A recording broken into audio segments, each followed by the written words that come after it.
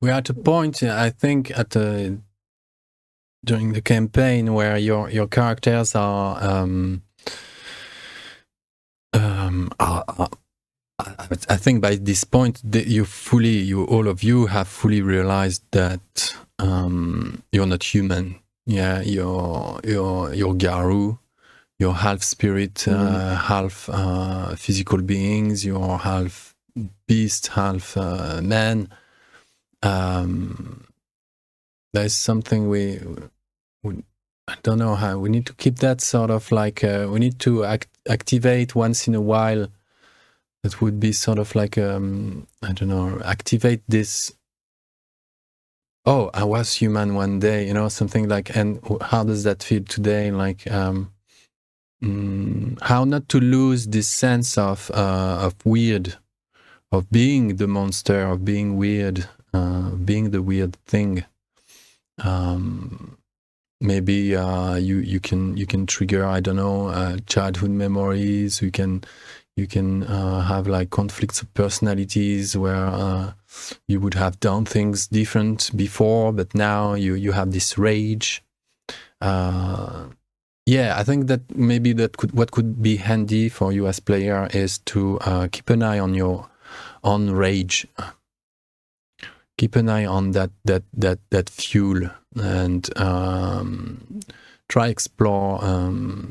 You know, if there is a messy success, or how do they call it, a brutal result or stuff, go for it. Like, you know, just and see if your consciousness, your human side would have let go of that, or if you actually are you with or against the beast at that very moment, you know. And it can change, you know. It's not just but yeah, how to role play rage.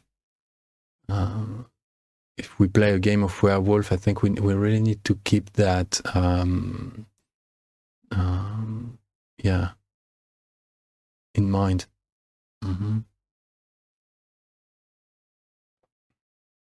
So a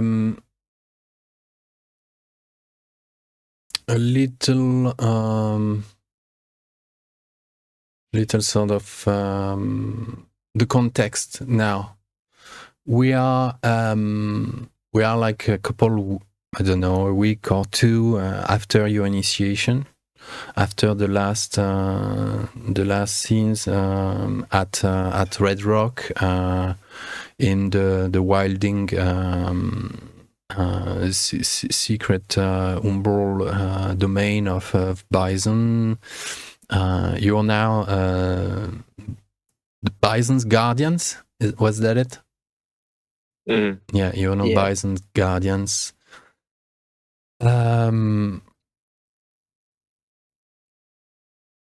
This guy who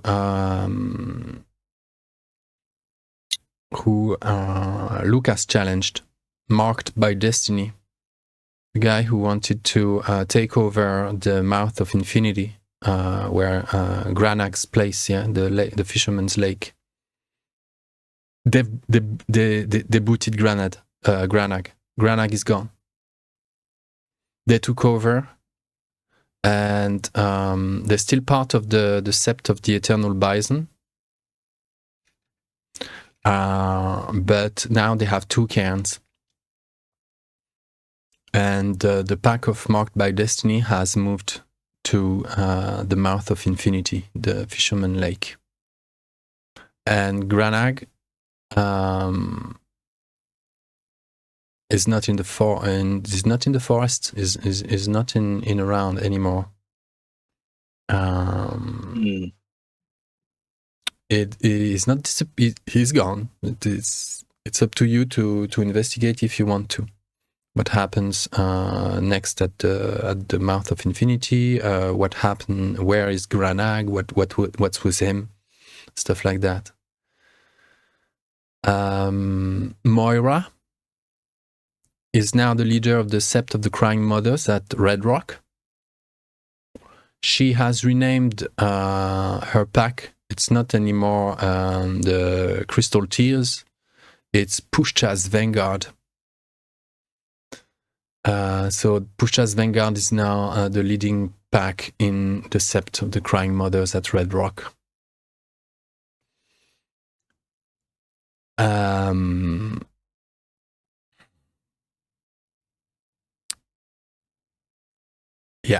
Yeah, I think that's more or less that's all you need to know, I think, for now. There is, so we're kind of like a couple of weeks after the last events, early winter. So continental winters, Polish winters are no joke. It's at night it's -20. At day it's -5. You know, something like that. So it's not the deepest of we are not like in the deepest of winter. It's going to get colder, but it's already pretty pretty harsh. Around the cairn of the heart of the forest,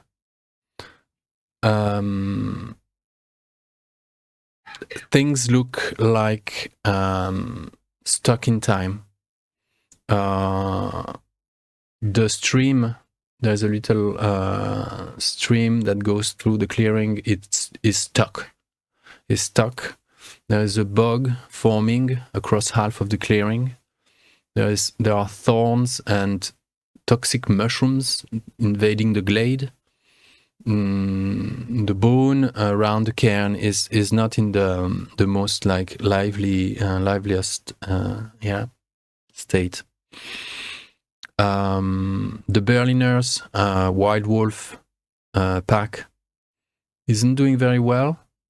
The wolf mothers, the she wolves of that pack, are weakened and sick, and it doesn't look like there will be pups coming this year. And wild animals are sort of avoiding the place, so it's difficult as well for the wolf to feed themselves. Yola, Alex's mother, and Liana, that wildling girl, they are still living in the woods. Your mother, Alec, is more and more savage in her ways, if not regressing to some kind of primal state. And she's always minding, accompanying, looking after Liana. Liana, who's always in rags, covered in mud, just like a wild child. She speaks no common tongue. She just doesn't speak. She just grunts and does primitive stuff. She's beyond like she's a weird case. There is something odd about her. And she doesn't seem to age as well. There's something like young kids like that, they would be growing like fast, and you'd see their feature change quickly as months pass. But she is she's the same. She's identical to herself every time you see her. You met maybe possibly 6 months before that or so. And she hasn't changed a bit. The photographer, Kazi, moved to Simona's house.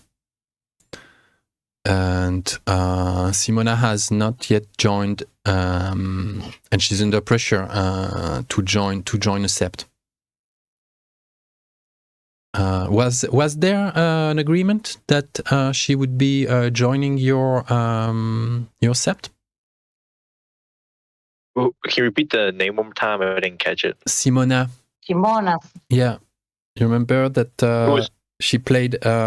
We had her. She came as an extra player. Oh yeah. I wasn't there for that session. Okay. Yeah. So a girl arrived from Krakow and she's finishing her study and she's doing her thesis on biodiversity or something similar. And so she was given a house by the government to occupy there and do her studies. And they fell in love with the photographer Kazi.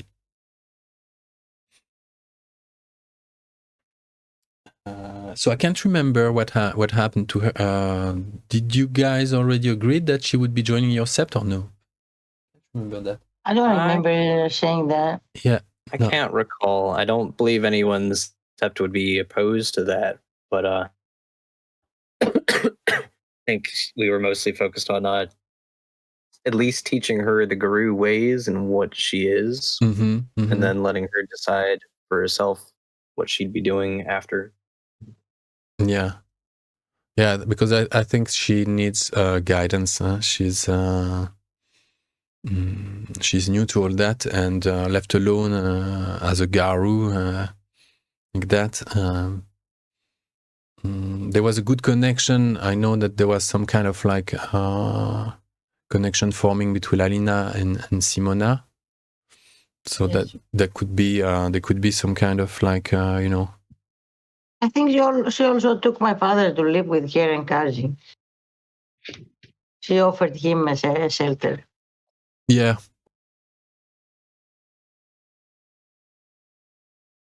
Gosh, I'm struggling with that camera. It doesn't turn back on. Yeah, I sure will keep in touch with her. I like her. Right. So, Ophelia and the other who were sided with her, mostly Silverfangs, are still part of that sept.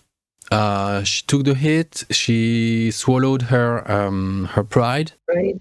And she's now playing. She's playing along. And she's not the leader anymore there. Now it's a Black Fury, Arun, that is leading the show at that sept. And as we know, Moira had like very aggressive plans when it comes to securing peace. So. Now, two scenes today. One group is going to take care of the cairn and try and see if you can rehabilitate the place, if you can see what you can do with what's there, and possibly reactivate the cairn. And the other group. So Alina and Lucas will be taking care of the heart of the forest, and Alec and Victor, you will be joining a party of 14 other Garou heading off for Lake-caern. Because it's problematic there. They're under siege. Something is going on. It's not good. Bane's coming from further east, from Chernobyl, have attacked that cairn. Is that counting our Children of Gaia friends? Yeah. Your crew. So we'll start with you guys. We'll start with Moira's squad going to the rescue of Lake-caern.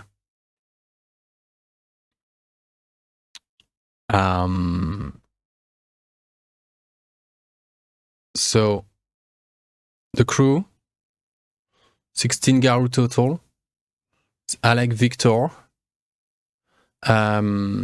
The children of Gaia, the red tears, the second pack of your sept.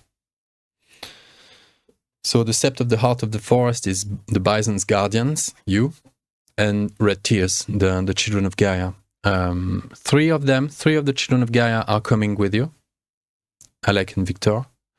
It's the lupus Ragabash, tongue of the wild, the homid Ragabash Zachary, and the lupus Arun, bringer of light. The one that stands out the most is bringer of light. Like a 6 foot tall slab of muscle. Just his lupus form is almost as large as his hispo form. His homid form is just as large as his glabro form. This guy is a tower of muscle. Russian Terminator kind of guy. What was his name? Bringer of light. And they have something going with the leader of their pack, of the Red Tears pack. He has something going with Alyosha.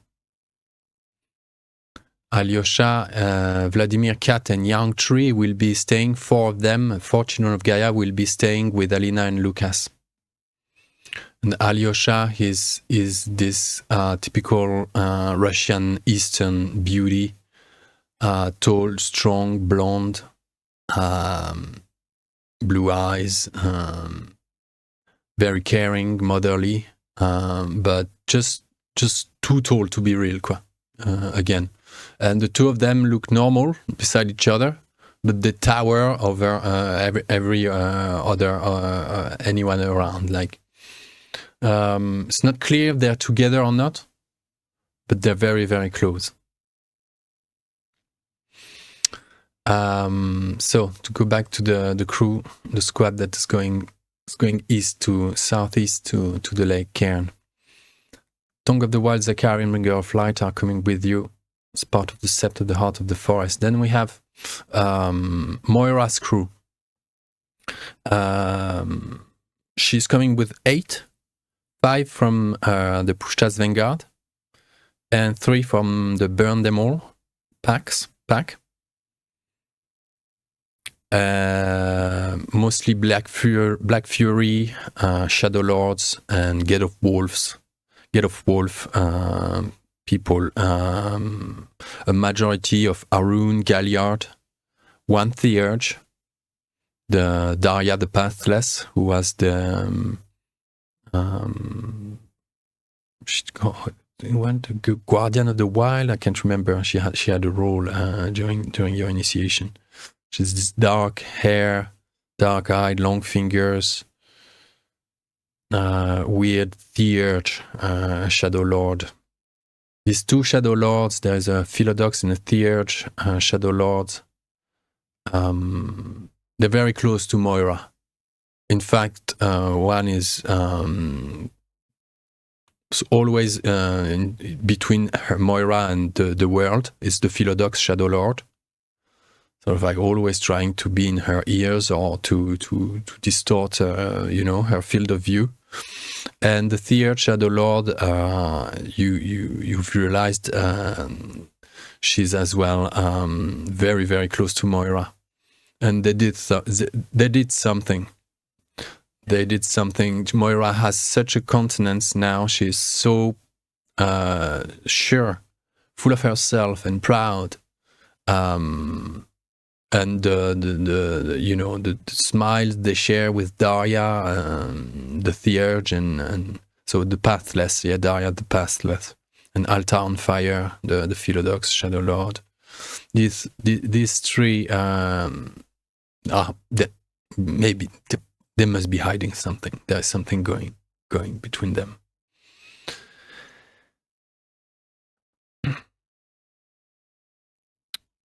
And 3 from the Burn Them All, so that's... And we have 3 lupuses.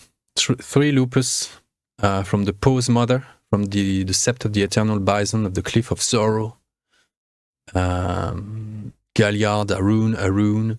So the squad of 16 going to the rescue of the Lake-caern. It's warriors, it's killers, it's they're all you can feel their rage is boiling. All of them have I don't know if you guys have yet talked about concepts like HARANAUGLOSK between you or with any NPC, but the level of HARANAUGLOSK in that squad is something. They're going there to, you know, if they had an atomic bomb, they would have pushed the button already, you know, for sure. So everyone is ready to hop onto a moon bridge that goes from Red Rock to Lake-caern. Mike, we can see you. You're good like that? I mean, you don't have to if you don't want to. Oh wait, hold on. I just been writing an essay. I forgot. It's all right. Get everything set up. So the 16, not every Garou from each pack is going. Mostly the warriors are going. And for instance, Ophelia, she'll stay at Red Rock.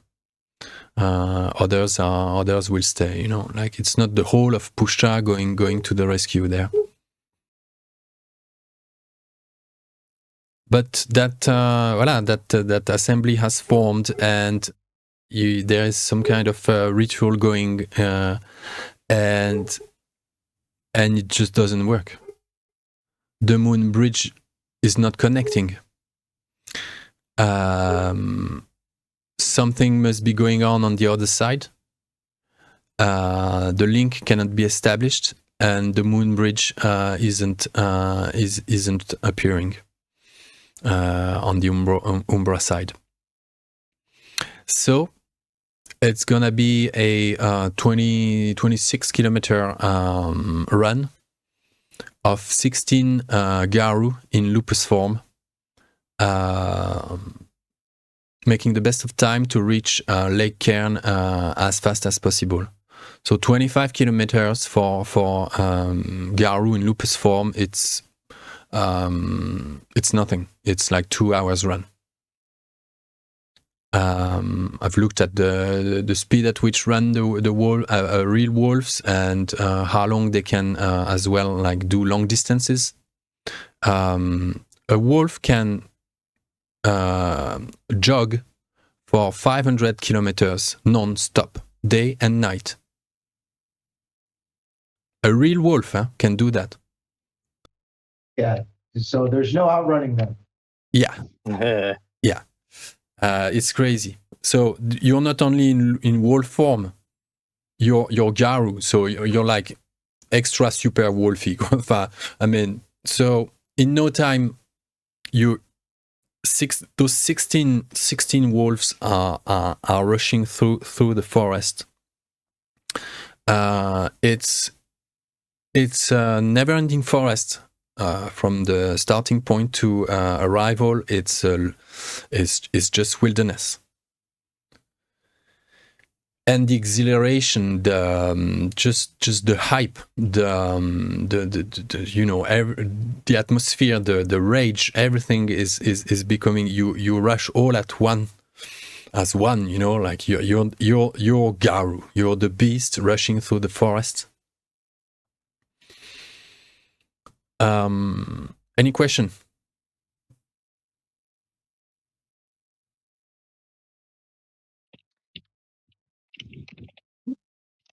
I'm good. No, I think we got it. So we tried to join the whole group of them in the Umbra to activate the moon bridge, but it didn't work. So we're running there manually. Yeah, that's it. Okay. All right. What time of and this is early winter So we're looking at cold. Yeah.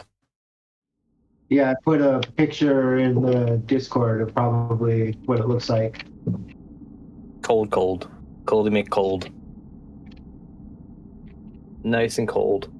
Oh, cool. And what time of day or night are we looking at? It's full moon, and the pack, the squad has decided to arrive there at night.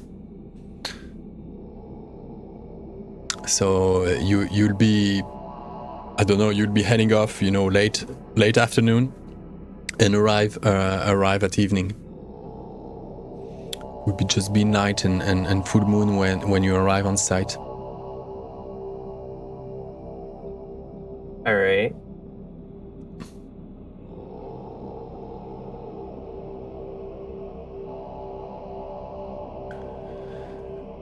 Alors, this location.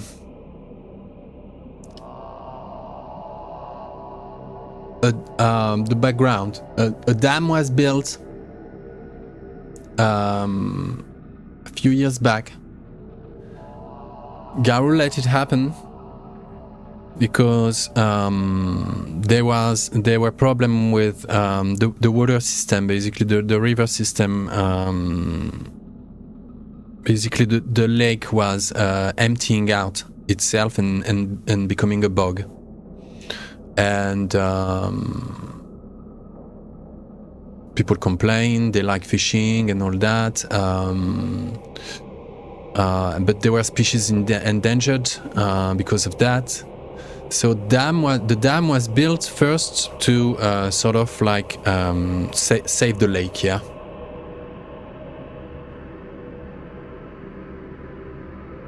But it seemed that someone took advantage of that or whatnot. What happened? They didn't realize that Chernobyl was only 400 kilometers away. What's going on?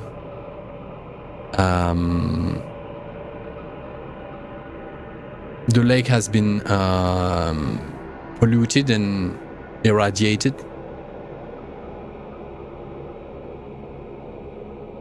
And since there was no moon bridge to reach, that means that something must have happened on the other side. There is no like one bone, it's not like a regular cairn. The whole lake is a cairn, and the sept of the visionary eels attached to that place is usually meeting spontaneously around at different spots. So the bone is a very large area.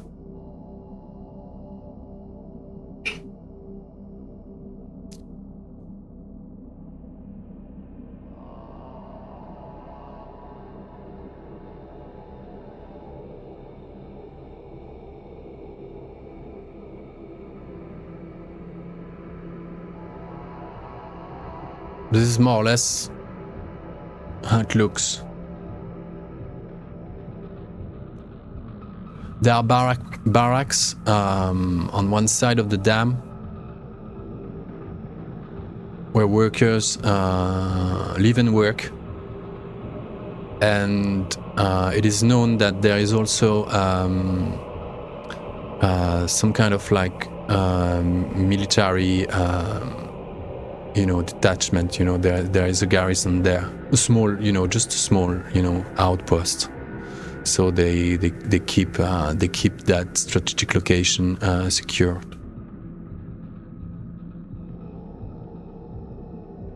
Moira's plan, you don't know really what to expect, guys.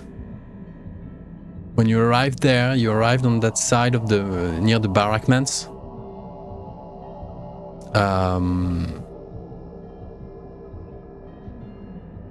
In stealth mode.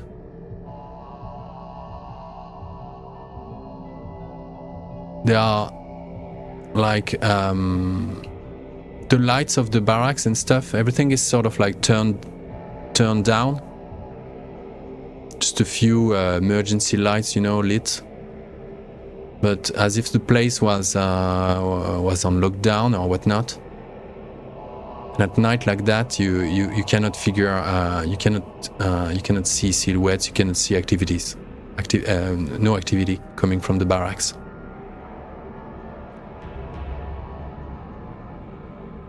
The consensus, more or less, between the wolves who are more or less all hyper at this point, is to rush in and get rid of this whole circus and torture, interrogate, whatever. Fuck the veil. Fuck the veil.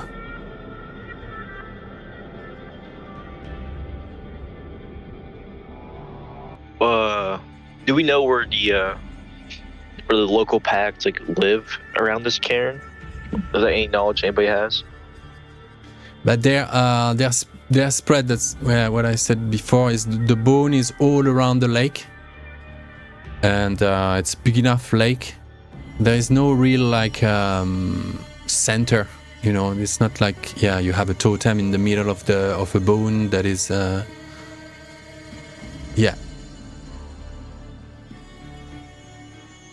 Is there like how other current cairns have or seps have like a meeting place where they would all come together at?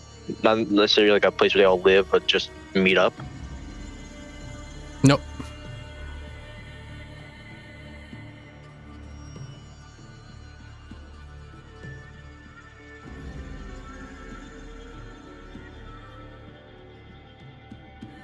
I don't know.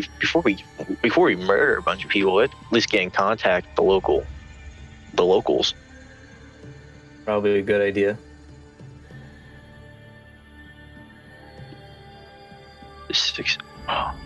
A couple of Black Furies and Gate of Wolves and Gale Stalkers are already shifting to Hispo,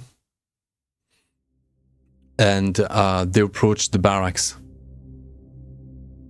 Smell around, smell the world. Can we try to stop them? Can we try to stop them?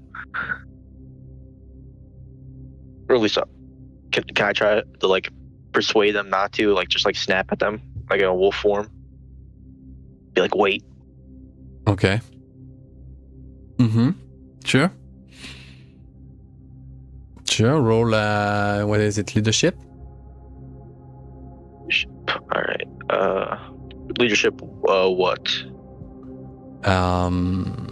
Manipulation or resolve. Resolve. No. Or composure. Think composure. Charisma. Composure leadership.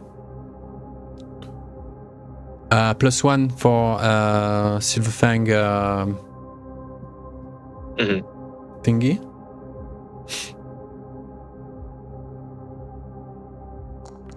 Thingy.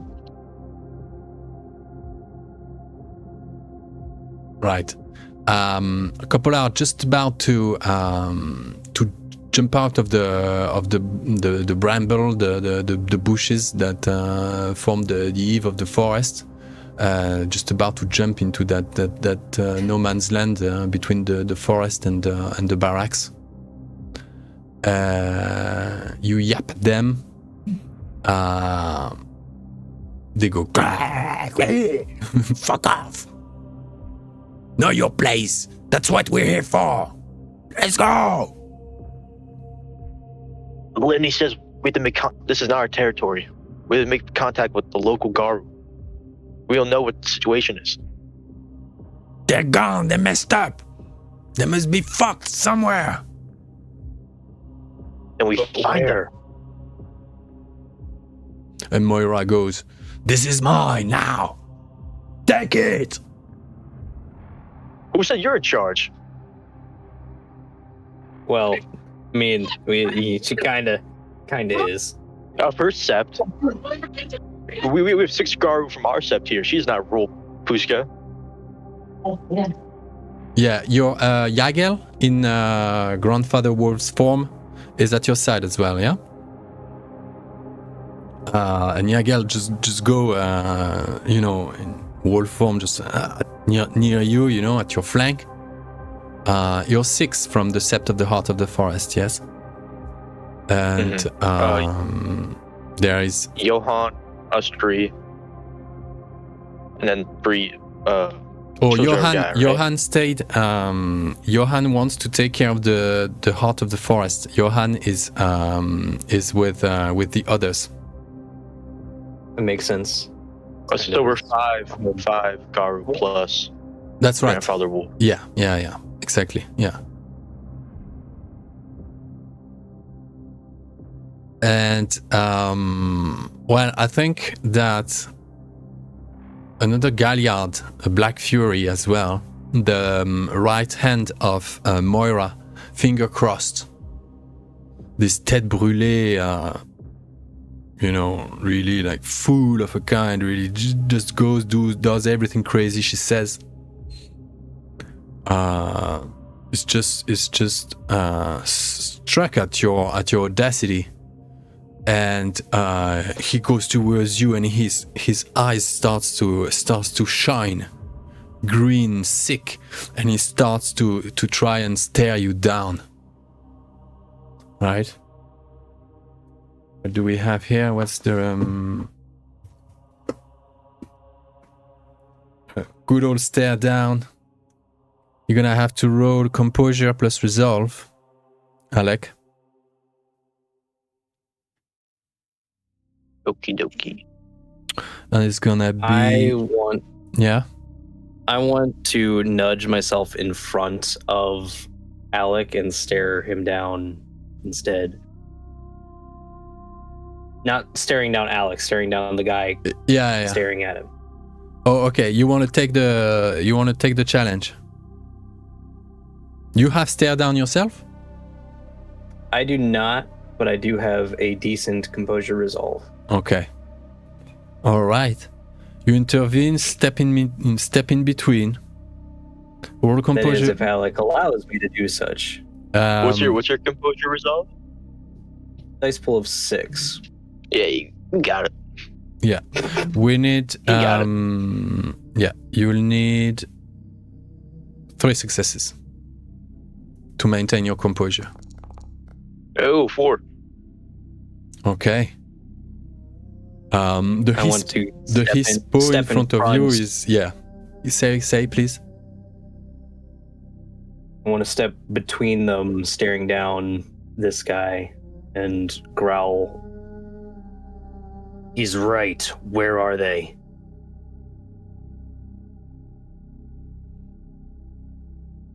They're not answering, says Moira, who steps behind, finger crossed. She switches quickly to Hispo, for Glabro, and speak a clearer primal tongue, sort of. Finger crossed eyes sort of like shut down, and this glow just diminishes. Yagel steps aside, starts to go around. Typical Garou atmosphere. And Moira says, "They're missing. They've not answered any call. I've sent spirits. Sent messenger. No answer." Myra, I know you're older and wiser. Debatable. Shush. But just because they didn't answer doesn't mean they're missing. What if they dance the spiral? What if they're still here and this is a trap? What if they're waiting for us? He's right. We should proceed with caution. We just met them. We just met a survivor, or not a survivor, a member at the gathering. Yeah. 2 months ago. Yeah. Or a month ago. Yeah, it seems things were sort of like still in a regular sort of like setup a month ago. Like stable, but like declining. But it was still stable. Yeah. It's over, she says. The good times are gone. The visionary eels are no more. We just mastered. They were here a month ago. Think they're just wiped out, and we wouldn't hear about it.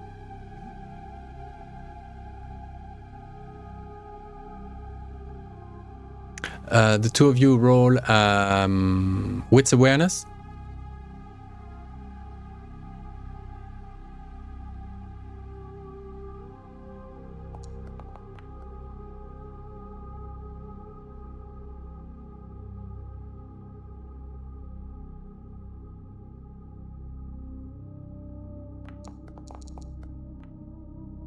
Yeah, both of you notice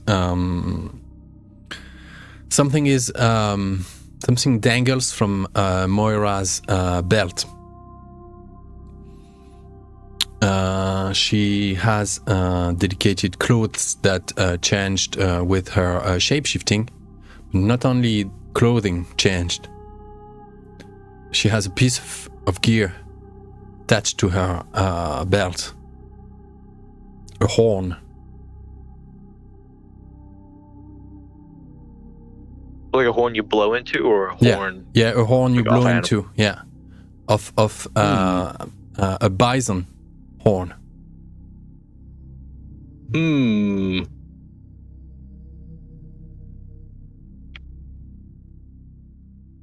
What's that on your belt, Moira? As you ask that, you didn't realize that behind you, a couple of unstable, harried, eager to fight Garou have exited the forest past the eaves and jumped across the couple brushes and entered that that sort of like 20 meters, 30 meters area between the forest and the barracks, and they're skulking their way towards the barracks. Just a couple of like emergency, like dead lights, just like no bright light coming from inside the barracks. And as you ask that question, suddenly you hear gunfire and bursts. You know the sound of a Kalashnikov, yeah. A few of them are shooting. The sound is coming from the barracks, and just at the same time, you hear the cracking of branches and the.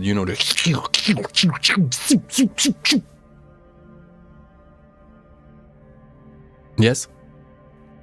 I was about to say it was like inside the barracks, like it's contained inside, or shooting out of the barracks. But you just answer the question. Shooting from. So they're shooting at us. Shooting from the barracks. Oh, golly, these guys. Has anybody been hit yet? Maybe a couple gets a bullet or two. Doesn't stop them. They shape. At this point, I think. Everybody's shapeshifting who already has shapeshifted to Hispo, and they're rushing towards the barrack, dodging bullets, like we do. I was gonna say, can we get our pack, our group from our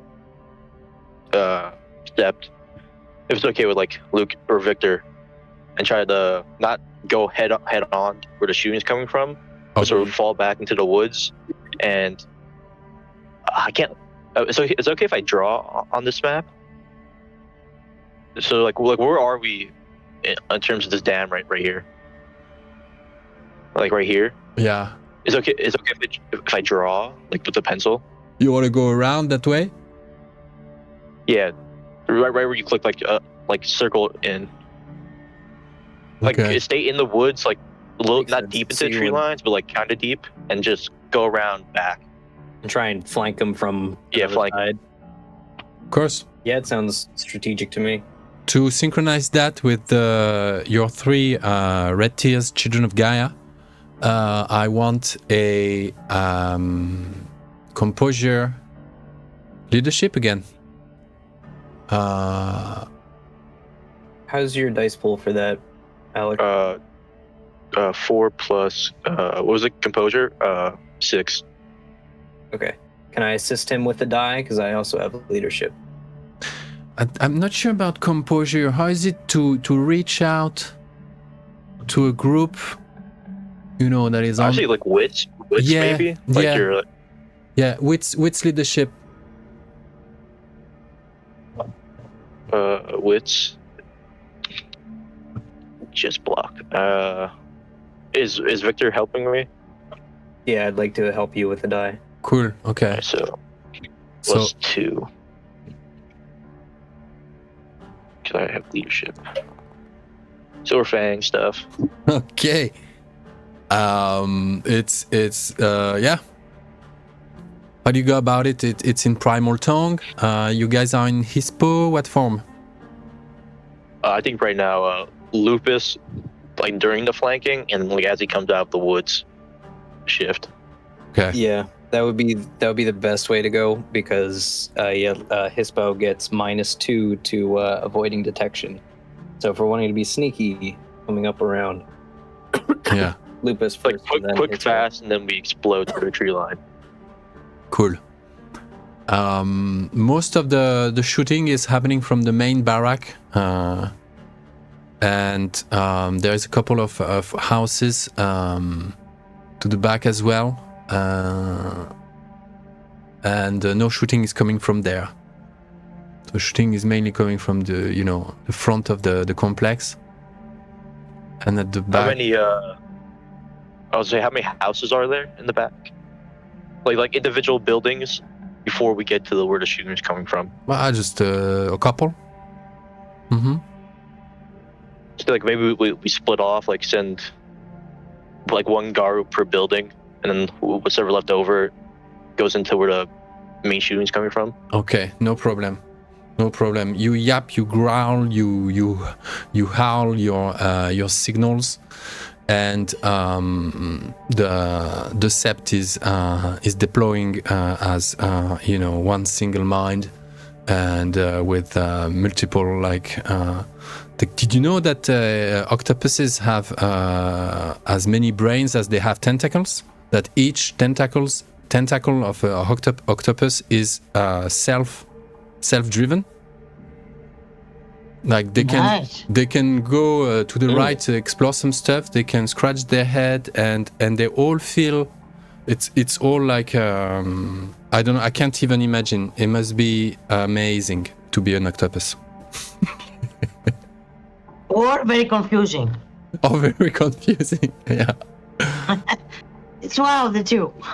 So the 6 of you, including Yagel, deploy, and you skirt the main barracks and go check the rest of the houses.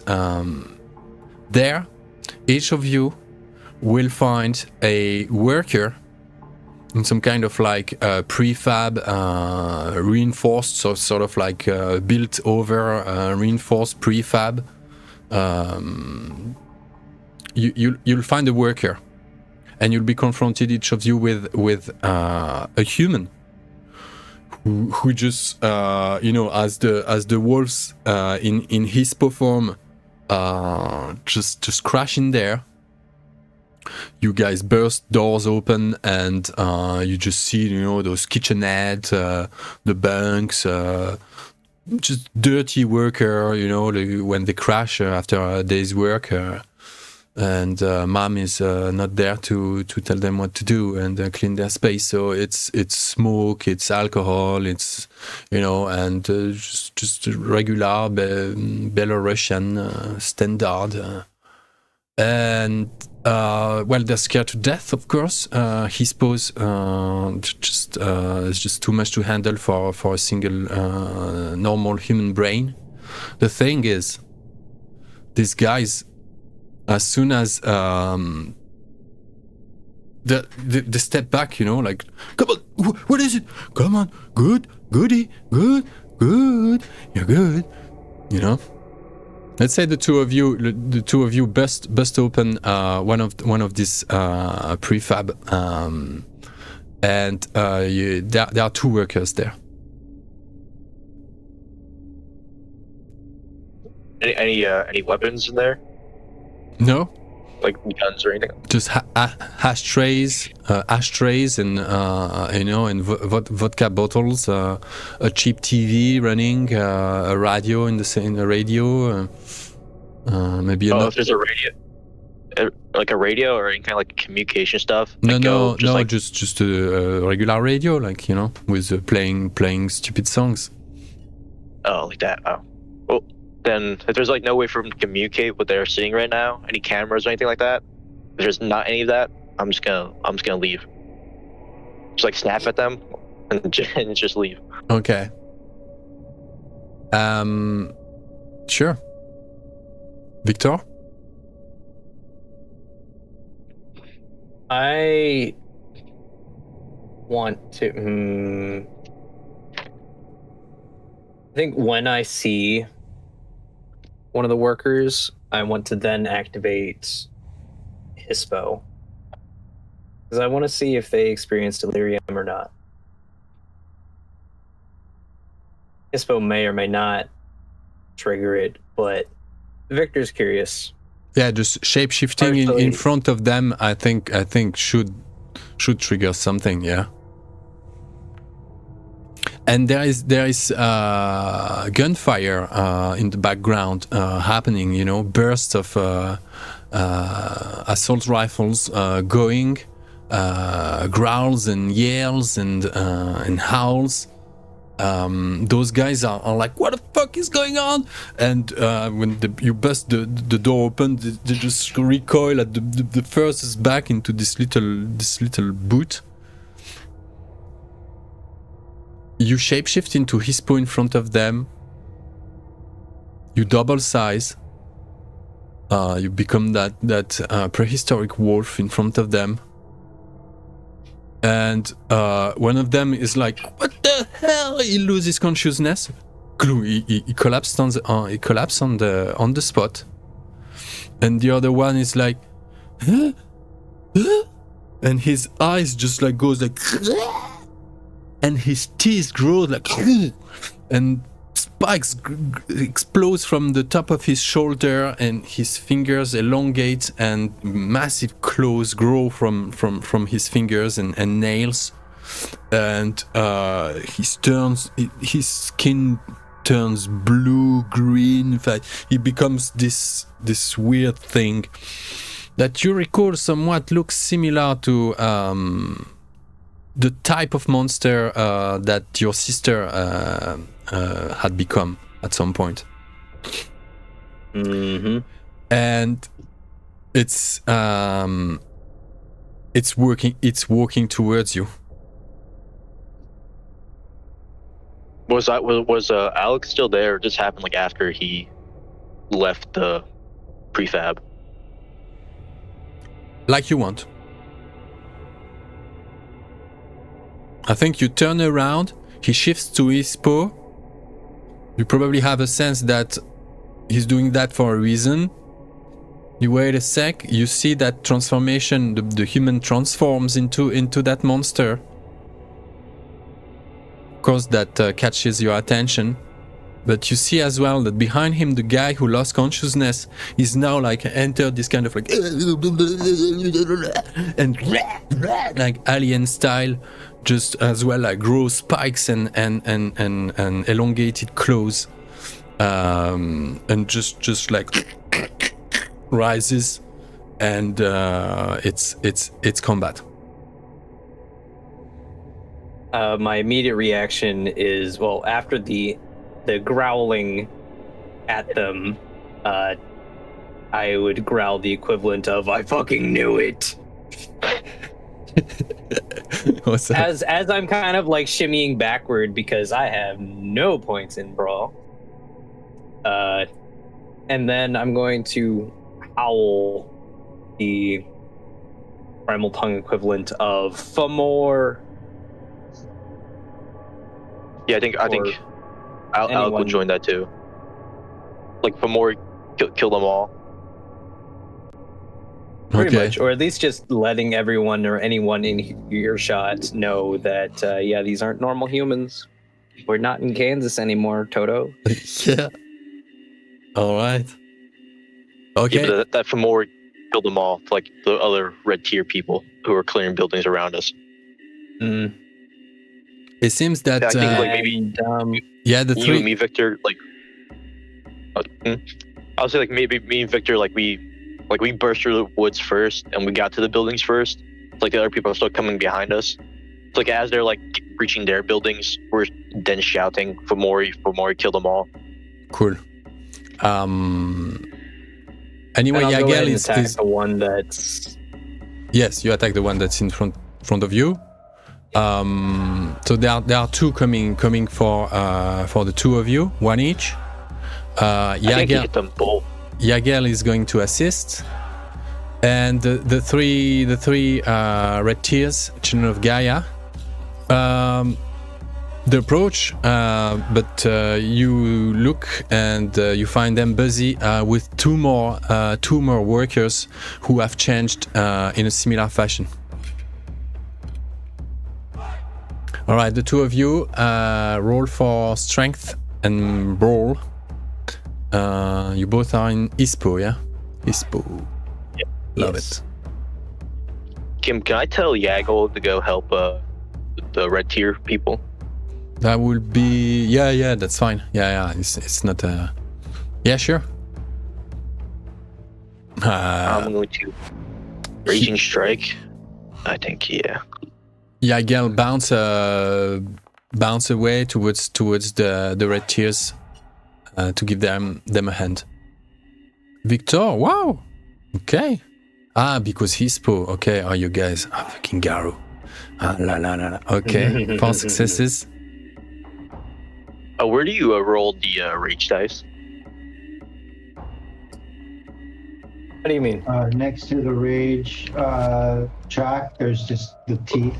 Oh yeah, like a rage check. Yeah, that's what I need to roll. Yeah. I'll do that for Silver Compact. I think it's a free action, Silver Compact. And I'll do a Raging Strike and after. Yeah. What's Silver Compact doing? Forgot. It allows me to ignore. Gosh, I don't know. Can't find all my stuff. No. This allows the user to ignore health or willpower damage equal to their honor rating each turn. It can be used in any form. So yeah, and then what's my glory at?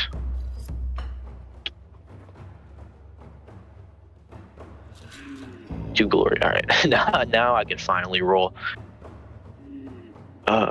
Strength. So it's a minor gift. So you activate Silver Compact. It's a minor action, so you have -2 dice to your attack, huh? Oh, so that's gonna be a straight roll then. My 2 from Raging Strike. I'll get bonus. Only 4. Oh, I'll willpower that.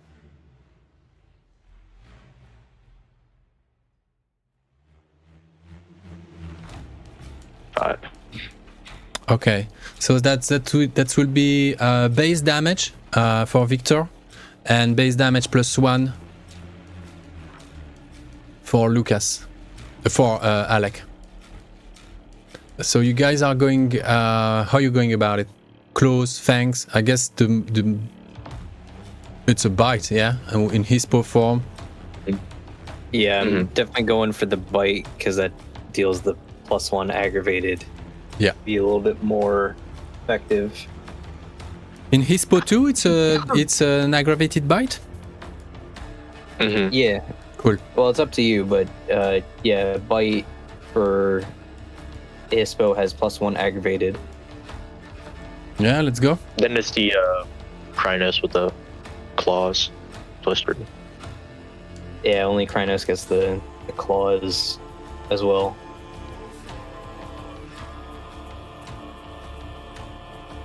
Okay.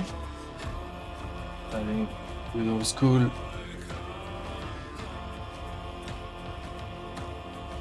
Right.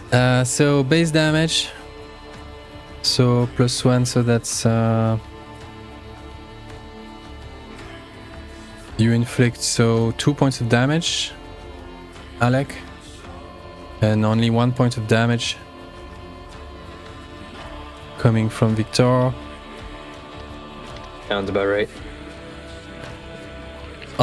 You both bite deep into that stinky, weird, zombie-like flesh that is much harder than you'd expected and chewy and sort of like just it's there's not much blood splashing, just this sort of like glue, weird sensation of something toxic you've bitten into. Roll again. Well, of course they do everything just with the arms or the limbs they've left free. They just they just slash at you, and I'll shift rhinos.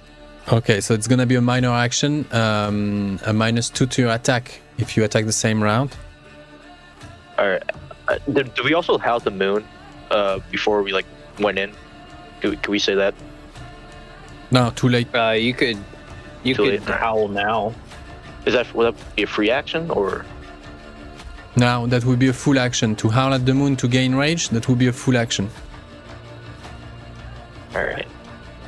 Is my Song of Rage? Will I still be able to shift Song of Rage and still attack? No. Oh, no, come on. I think Song of Rage is a full action as well. Alright, then I'll just do Krynos. Okay. Okay, very good. Lucky. Nice. You shape shift in no time. You're towering over that creature with its fangs and claws. What was the second one for? A Raging Strike. Okay. Okay. That only cancels my plus or my -2. Yeah, good play. And then this. Oof. Hey, you mid.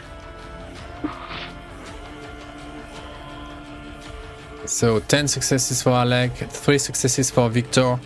Victor, I'm gonna go ahead and roll power. You will power? 4. Okay, 1 extra success. Is it? Yeah. I'm content with that. So you have 4 successes total, 10 successes.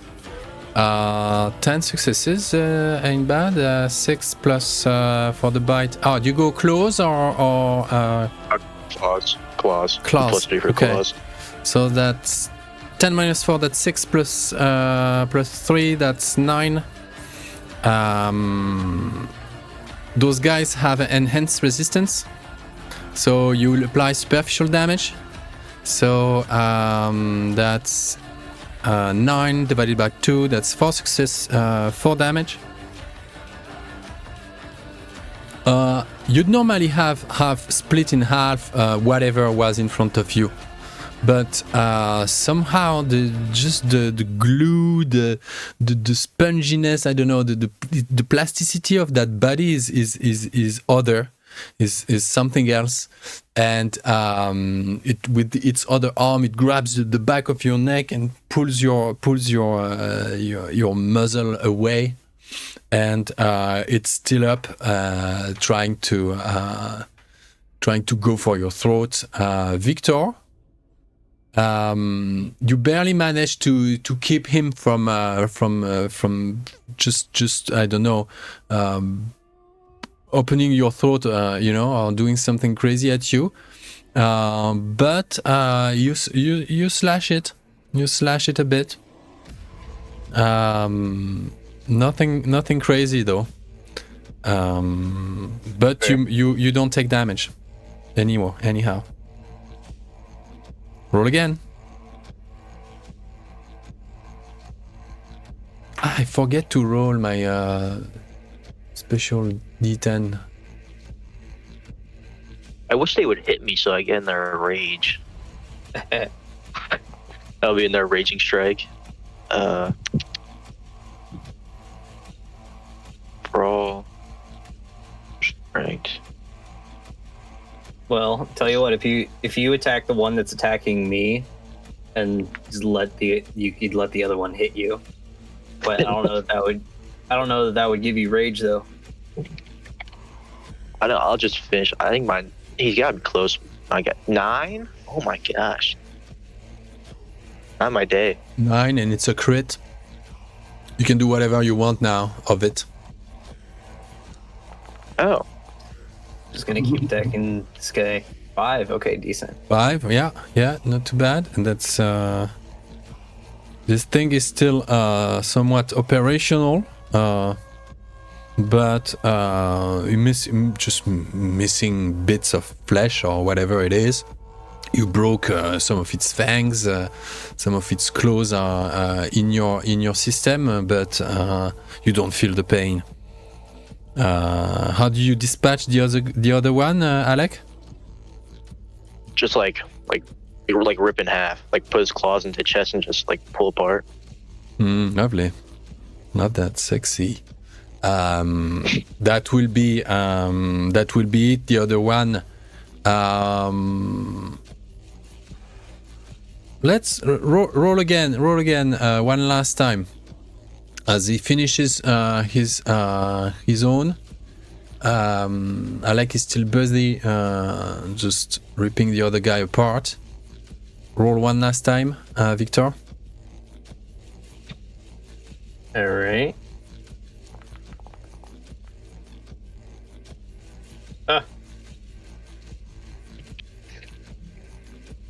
I'll willpower that. How much willpower do you have? Ooh, 5.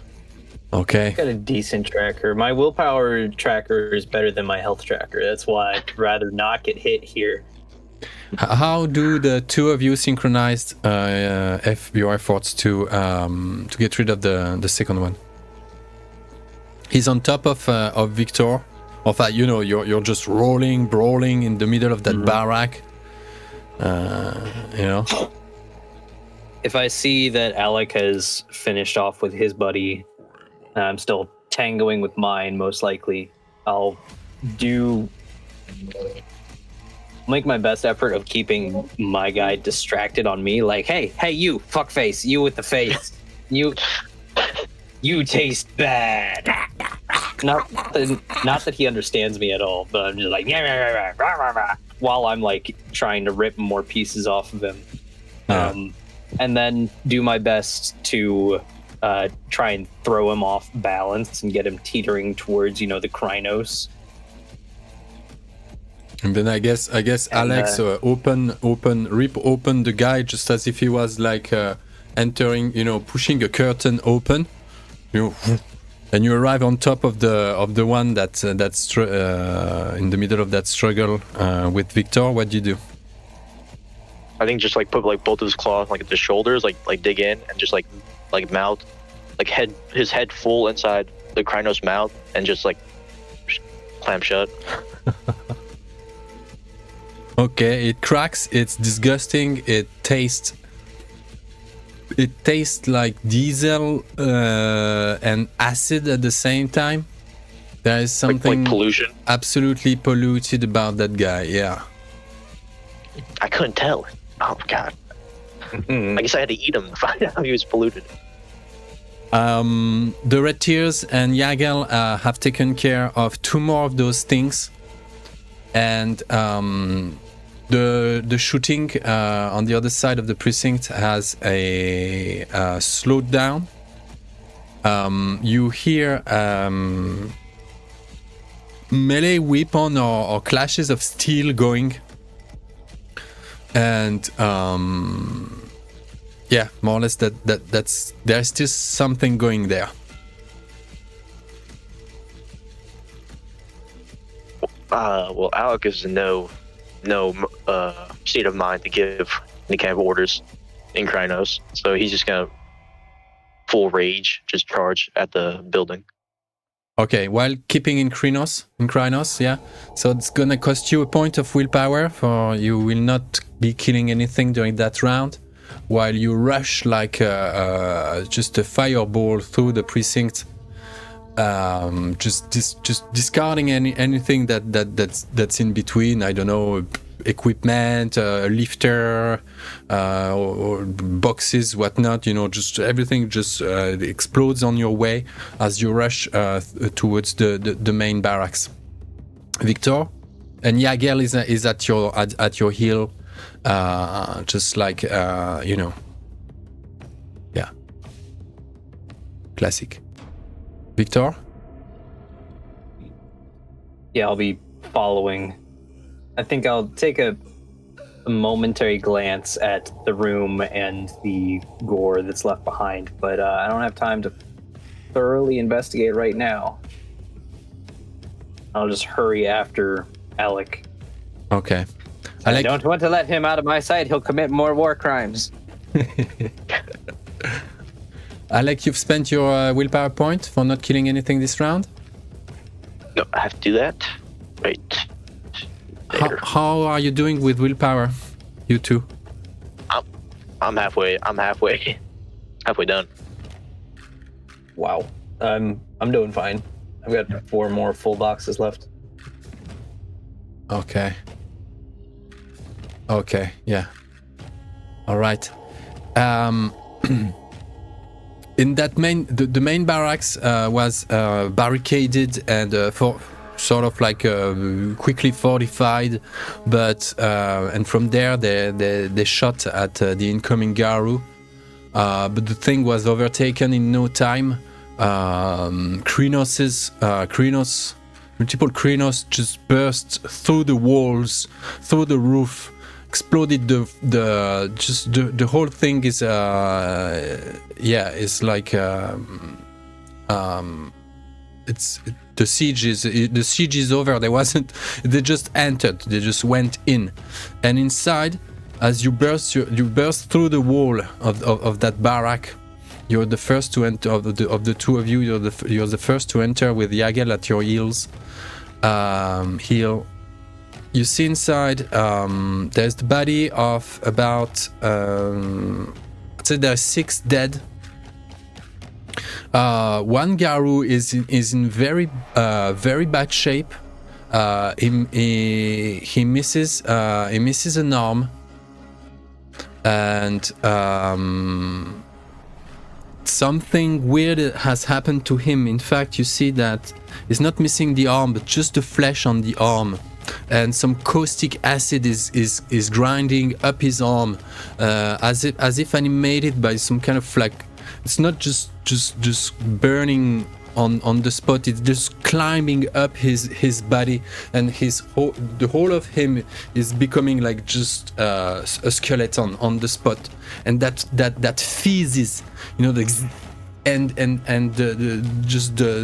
acid mixed with the blood, everything it's in the space, and there's this weird haze in the space with those emergency orange lights sort of like flashing, plus a few like exit door sort of like signs and stuff. The light is very dim. You see a couple like shots going, but most of the fight now is hand-to-hand combat.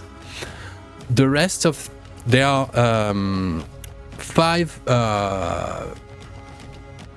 grunts in military uniform, not in the best shape, but they're still up. The thing about them is, if they had knife, they dropped them. If they had Kalashnikov, they were plied in two and discarded to the side. What they're left with is there's 5 of them, plus one like officer of sort. But the 5 grunts, the only weapons they have now is slimy black tentacles that are bursting out of their mouth and are like you see their eyes are nearly exorbitant, and they're just they're like a whip. Their their bodies, the handle and the tentacle that erupted from their mouth is whipping the space all around them. So you have those 5 creatures going, while the officer, who for some reason is barefoot in uniform. That's the weird part right there, right? Yeah, his mandible is sort of like dislodged and further down, and he doesn't have like a massive tentacle rushing out Cthulhu style of that orifice, but he's spewing acid. Like some kind of of weird cold drake or some of sort, like this sort of fume, acidic, like, and those all those who approach it are getting burnt. We'll leave it at that. This scene will end here. Okay. There will be casualties. When we come back, oh boy, you'll be further down. You'll be on the next chapter. You'll be fine, the 2 of you. I think that 2 Garou died there. Moira, oh, so sad. I was gonna ask if I could like rip that guy's arm off before the corruption like spread too far, before he was skeletized. Let's see who died. Victor, roll a d10. Alec, roll a d10. Come on, guys, you can do it. that's a D. Where do you see like different dice? Oh wait, down here. Never mind.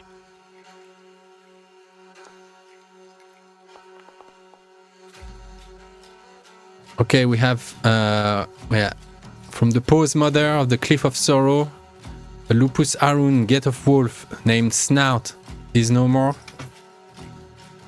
Oh, Snout, bro. That was my boy. Shit. You had a story with Snout? Yeah, we had like a deep connection. A deep connection. And we had a 4. Okay. Daria the Pathless, the third Shadow Lord. Hey. She's gone. Why you're celebrating? We got him, guys. Don't She worry. certainly had a weird influence on Moira, and this is no more. Whatever she was doing to her, she can't do that anymore. All right. We should got the other Shadow Lord. I love it. Well, thank you two. Your crew, Alina and Lucas, is composed of 7 Garou total. You two, Johan, Alyosha, the Homid Philodox Children of Gaia, the leader of the Red Tears, this tall Russian beauty, Vladimir, Homid Theurge, Children of Gaia, Kat, Homid Galliard, and Young Tree, Lupus Philodox. No sign of Yola, no sign of Liana. It's nighttime when you guys gather to fix the situation at the cairn, or what's left of it. Like I said, everything seems to be in stasis there on the physical side of things. The ground is crusty, frozen. The stream is stale.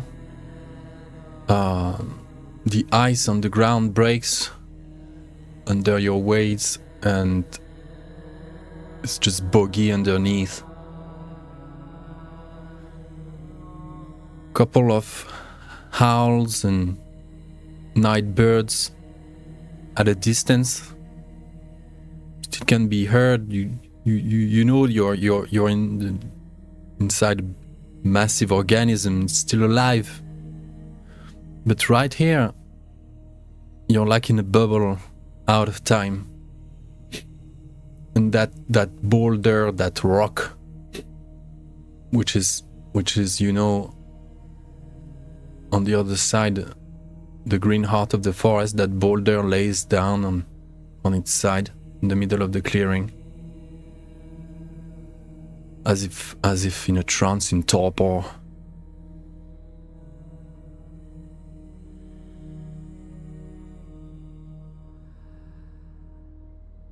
The young tree, the lupus philodox, is in lupus form, sniffing around, going around. Vladimir, the hermit theurge, in hermit form, sort of like eyes half closed. You have a sense that he's trying to perceive what's on the other side, on the umbral side of things. So he's not fully focused on what's happening in the physical plane. Kat, the Galliard, and Johan, your Arun, are in high alert. Both in lupus. So you have three Garou in lupus form. The theurge Vladimir in hermit form. Alyosha, she's in hermit form. So 2 hermit, 3 lupus. In what form are you guys, and what's going on?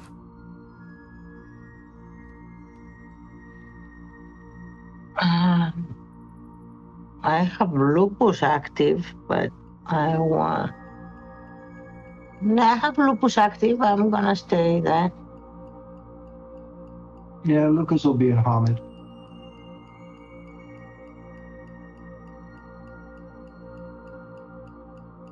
So as I see it, and after my conversation that I had with the bison, I see it like we have 3 options. I will lay them out, and if you see any other option, Lucas, or if the others want to join this conversation, they're more than welcome to. So, one option is to try and see the threads of that thing and see if they stretch out in a specific pattern. Maybe study it and see if they go somewhere, and like Bison said, they will lead us to some places that they need to be cleared off. So it's like you have the roots of the tree that they strand out into the forest, and if you start chopping the roots, it will get weaker at the center of it. So I think that's one way to do it. Another option that I'm not fond of, so I'm just saying that this is one option, is that if we try to communicate with that spider, I don't know how this can go. Maybe bad, maybe even badder, maybe even worse. And the third option is a combination of the two. Or if we hit it first, and try to communicate with it later. When we have the upper hand and demonstrate some power and knowledge. I believe the Weaver can respect that. Maybe I'm wrong. Just a quick reminder. But for sure, I cannot destroy it right now. Yeah. Quick reminder, at this point in the campaign, we're still every Garou still has the innate ability to sidestep. So you guys just need to make a quick roll. There's no like ritual. It's not a whole ritual to cross the gauntlet. Yeah. Yeah. So what do you think? If I am gonna propose something, instead let's go find the smaller places. Let's study the web. I would say option 3 makes a lot of sense. Starting out with like weakening everything and then coming back and either like trying to negotiate a deal or straight up just kicking the Weaver spirit out. It could also help if you guys tried to find what's his name from Mike, we're kinda in character right now. Oh, I thought you said earlier you wanted. No, I'm talking to the Lucas and all the others that are around us. Sorry.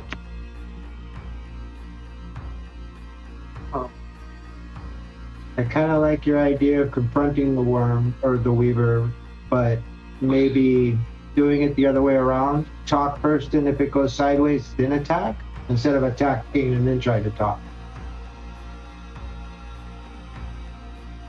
Look, first, it's going to be very difficult to understand, to communicate with it, because it's like, how to explain, it's like speaks a different language than the one we understand. And imagine if you are like the king of the hill, and tiny mice come and be like, oh, this is my nest.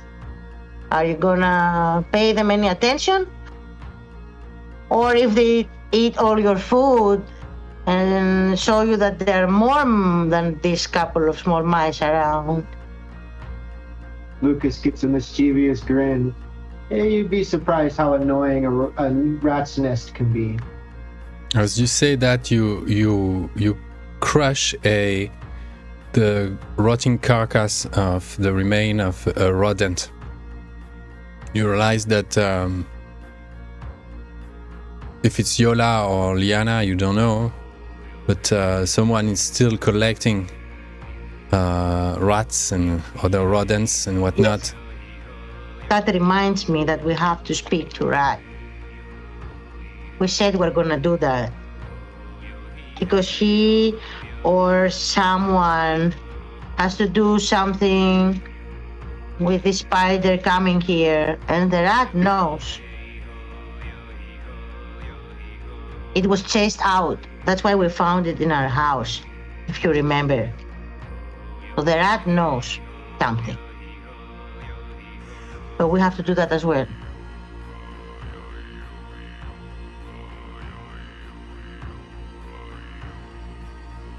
I don't know how we're gonna do that, but we'll find a way. The Theurge, Vladimir, drops on his knees. His eyes are, you see just the white of the eyes, reversed eyes, and he drops on his knees and he looks on the other side at something.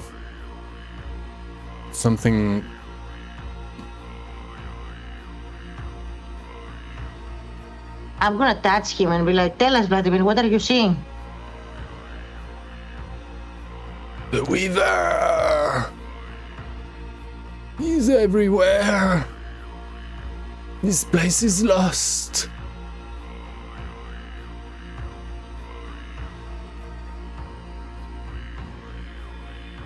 Not get lost. It's not get lost. It's only lost if we give up. And Lucas will stare into the frozen creek right there, gazing at his reflection until he slips to the other side of it. Nice.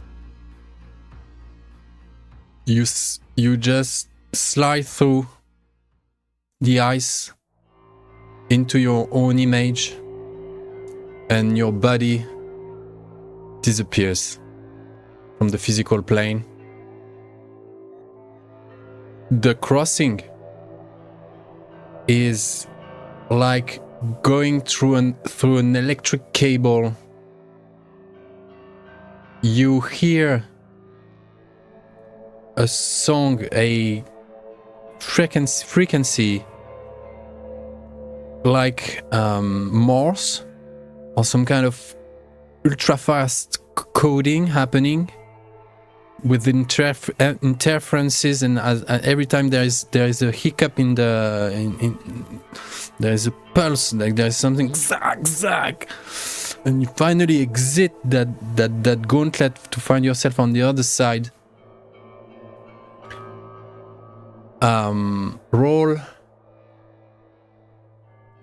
Oh, I forgot, I don't have the... What was it in first edition? Oh, it's too many. And in first edition, it was a Gnosis roll. We don't have that. Yeah, that's anymore. right. That's right. Right, so it's gonna So be... maybe a willpower? Yeah, a straight willpower. Or a straight willpower against a 5. Oh, the gauntlet is very thick here. If you don't reroll, you lose 4 willpower point. Okay, give me 1 second.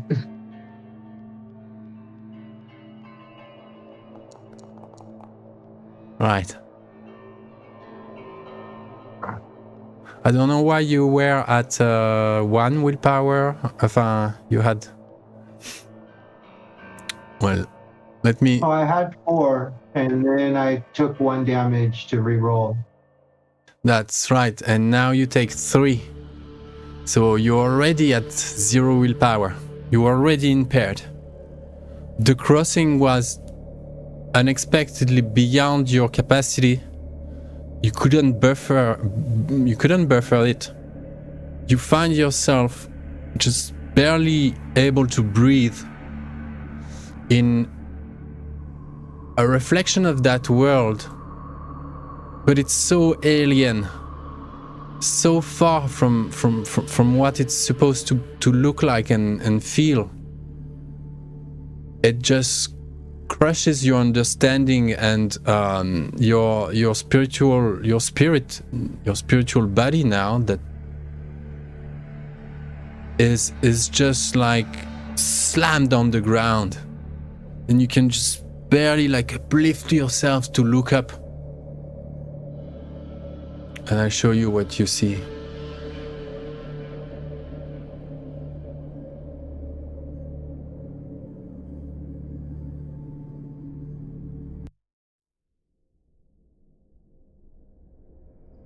Oh.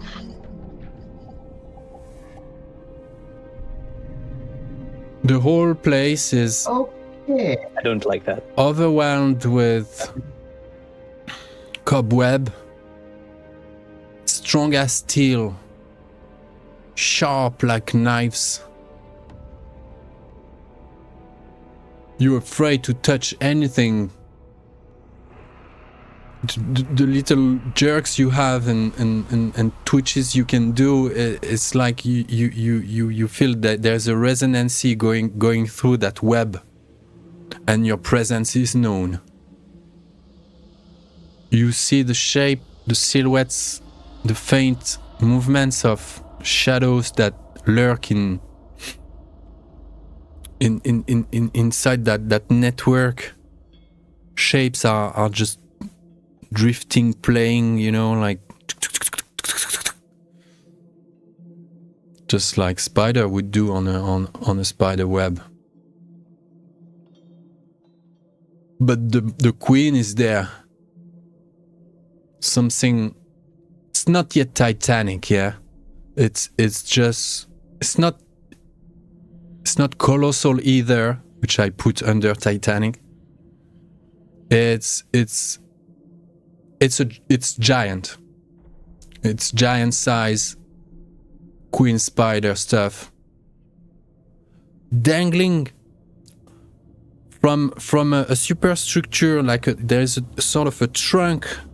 Her belly is hanging on is hanged on just all those coils are forming like a trunk shooting towards this through the canopy of trees and beyond. The thing is attached to some kind of super canopy of cobwebs.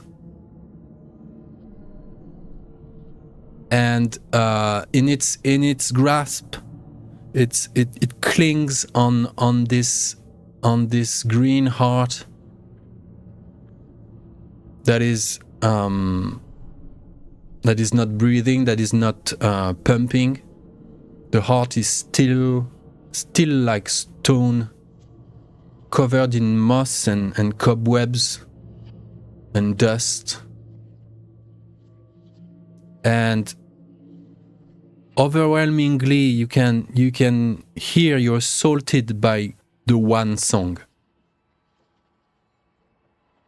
This ever-present frequency that rings across the weaver's webs. It's like half robotic, half organic. It's very hard to bear. You even sort of like, because you're impaired now, you feel sort of the need to go like, yeah, you know, what the fuck am I doing here? Is the moon visible in the Umbra? Yeah, the moon is having a hard time to go through that second canopy over the forest, and there is the weaver's cobweb canopy, like 100 meters over Pushcha, the canopy of trees, but it's full moon in the Umbra, so there is a strong silvery haze in the air. And everything sort of like scintillates, yeah, like there's this scintillating effect like on everything, just like as if it's winter as well. So what would be your first reaction before we switch to Alina? Lucas will draw in probably the biggest breath he's ever taken and begin a howl at the moon. At first it's just a howl, but then it starts to resonate opposite of the overwhelming sound that's coming through. Trying to, if not disrupt it, at least counter it so that it evens out for a moment. Okay. So you gain a point of rage for howling at the moon? Is it? And with Moon Quickened, I also gain a point of willpower. Badass. Nice. Go ahead and switch over. Nice. And you can put a knee and another knee, and you begin to raise while you howl as you recover your composure. Alina, what do you do? Your friend, your packmate, has crossed the gauntlet through his reflection in the what's left of the creek. Last time, rat people were making contact with the weaver, as Alina remembers the stories Bison will tell here. This happened. And even though I asked him his opinion, he rushed into a decision. So Alina's position as a theurgy, I think, is against cancelled. So, but she's determined to solve that thing. She's not gonna follow. She's gonna use penumbral senses and start staring at the Umbra, trying to ignore the giant spider as much as she can and focus more on the web and the patterns that she can spot. She thinks she knows what she's looking for, about how Bison described it, the webs and everything. So she's gonna try to look for the spots and where they're headed. Okay. And we'll try to take Vladimir with me to help me do that. Brilliant. I explain him, we see the same way. Help me out. Let's find what we're looking for. Okay. Okay. While you're just looking through the gauntlet with your penumbral senses, you can send your vision sort of like around the vicinity, the close vicinity, but you won't be able to track much further than that. Although with a good result, I could give you like hints of directions, but yes, and then I can follow and do that again, something like that.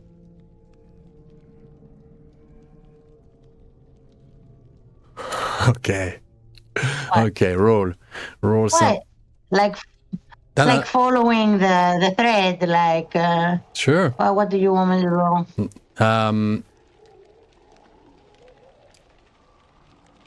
Wits.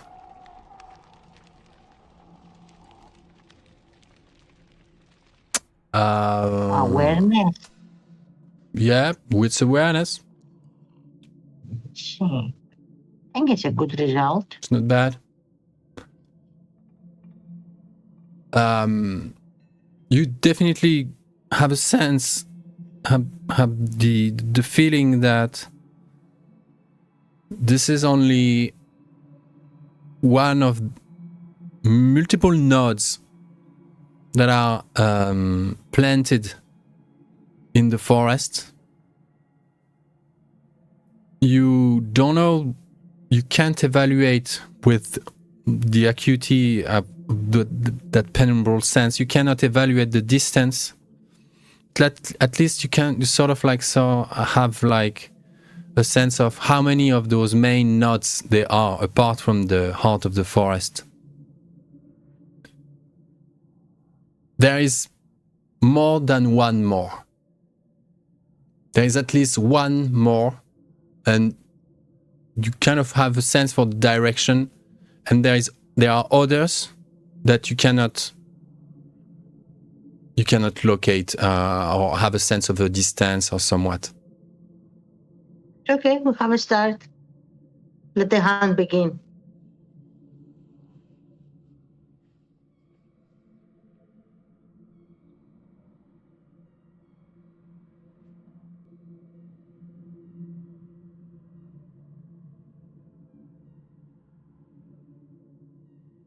Like even if we cannot see through the Umbra and see the webs, we will look for spots like these noxious mushrooms or dead rats or stuff like that. So she will inform others, try to have some more people help her find it out. Like she will tell Vladimir. She will also tell young Tree. Mm-hmm. Yeah, and maybe we can go scout and try to find where exactly this thing is.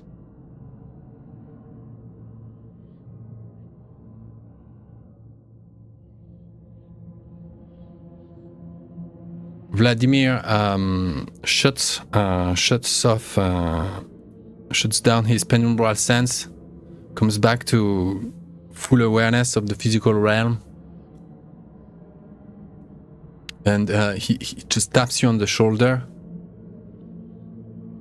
You want to leave Lucas there? I didn't tell him to go. It was his decision.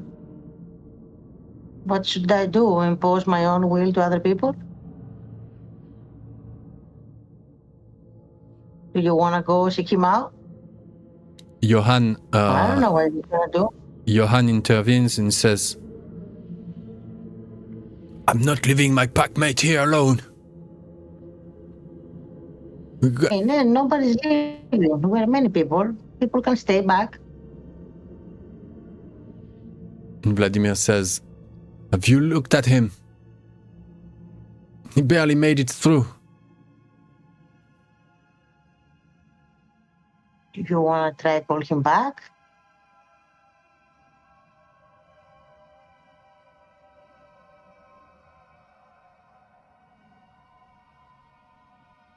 Johan grumbles something. Not happy. And he jumps through his own reflection. And disappears to the other side. When he arrives at your side, Lucas, Johan is crushed as well. He can barely move. As if his body was stiffened by the trip. Plus some kind of like headache and jet lag and disorientation. He stumbles. Grabs your shoulder to avoid falling completely. And he switched to hermit. And he looks up at the spider and all around. And he shouts, anyone here? Anyone? There's no echo. The voice gets lost, just as your howl a moment earlier. As you just exhausted everything you had in your lungs. And the web sort of like, troubled for a bit. That thing was absorbed. The vibration was absorbed by all the cobwebs around. You had the feeling that Luna was there. Luna is still there, high above. The haze in the air, the silver light, you know that it's her touch that recomforts you.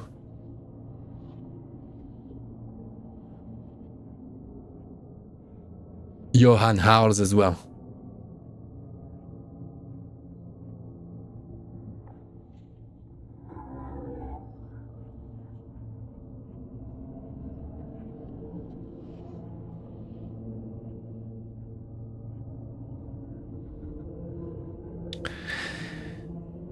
So Alina, if you want to take Vladimir, Kat, Young Tree, and Alyosha? That's not not all of them. I think Yantri, Vladimir, and me are fine. Okay. So Alyosha and Kat will go after Johan, cross the gauntlet themselves, and join Lucas on the other side. While you, Alina, and Vladimir... That's it, yeah? You said Alina, Vladimir, and Kat. No. And Yantri. And Young Tree, okay.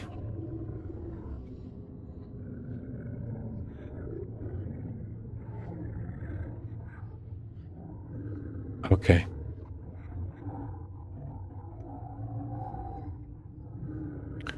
So you head off on the physical plane, trying to follow your penumbral sense and go after that first sensation, yeah, to the next node. To do it from the physical side, it's gonna be very tricky. Gonna give you a difficulty 6. intelligence plus wisdom test. Because you've got another theurge at your side, +1 die. Intelligence plus wisdom, +1 die. Difficulty 6. 1 die. What is this? That's 1 die. I will make some rerolls. Oh my god. It's wisdom. Intelligence plus wisdom. Not wit. Ah, okay. So forget about it. It's fine. Wisdom. The Wisdom. my. Not wits.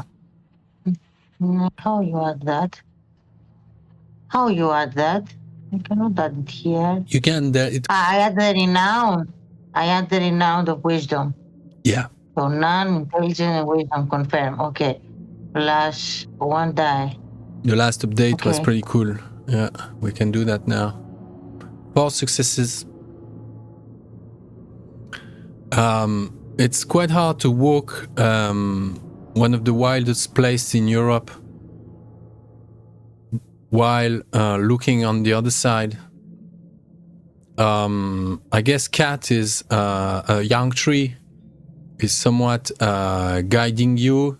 I think in lupus form, he walks at your side and you grab its at the back of its neck and it guides you while you, like a blind person, you walk in the physical plane and looking on the other side.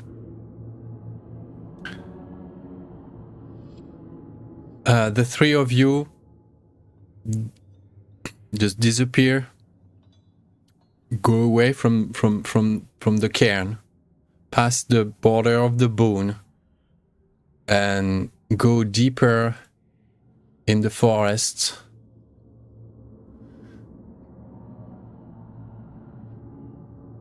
Eastward. Yeah, let's go east.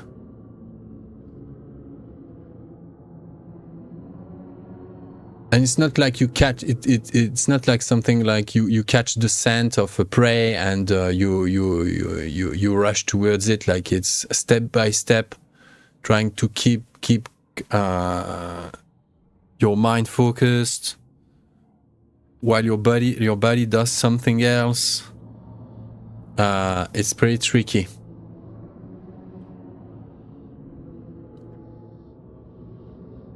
Although 4 successes is not enough to get you there without rerolling, you have kept track of that feeling, that impression. You hear this one song, and in your penumbral vision, you see those cobwebs, those threads just jumping from one trunk to another, just forming this sort of like highway that rushes through that penumbral forest, and you follow that lead. You're on the track. You're on a track. Something must be at the end of that road. You follow that sensation, and the three of you just tramp your way through towards the unknown. Who knows what awaits there? Meanwhile, Kat and Alyosha are now crossing the gauntlet. So there's 4 of you with Johan and Lucas in the penumbra. Below that green heart, mummified green heart, Alyosha, Kat and Johan. Johan is recovering after howling at the moon. Alyosha and Kat just curse in primal tongue. Alyosha is in Homid. Kat is in lupus. stays in lupus. So that's 3 hermits, 1 lupus. And they're all swearing like hell. What the fuck was that? What the stinks of the weaver? They've never experienced such a, you know, a dense weaverish environment in the middle of the wild, the supposedly wildest place of Europe. Yeah.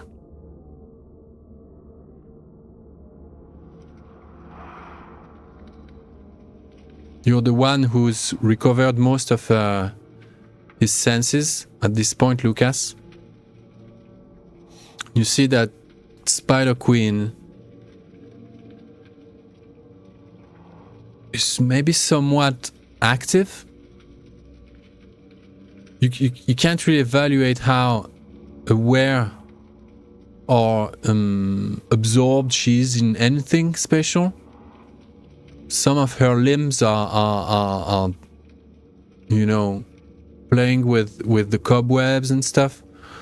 There are workers, spider workers, lesser spider spirits, pattern spiders that are more obviously active and actively like tending the webs. But all other spiritual entities, if there was any, are either in torpor, like most of the spirit trees that are there, but you don't feel the vibe of anything really like breathing and living and fulfilling a function. Nothing is operational apart from the web.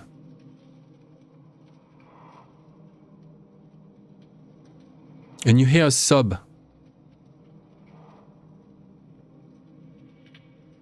Like a child crying or something.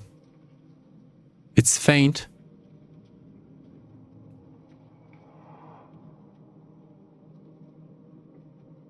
It comes from a certain location, as if from below ground.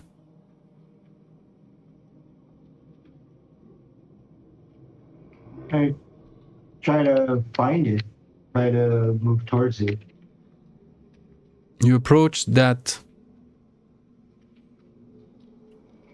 pool of frozen spiritual water. Some kind of like ice layer is between you. Now that you look at it, a sheet of ice is between you and the face, the blue face of a girl under the ice, in the water. Her hair just floating around like a solar crown. And she's trapped under the ice. And the sobbing comes from that. Like a muffled, you know.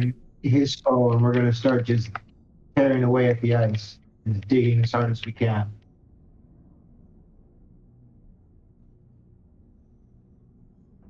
Underneath, as you broke the ice,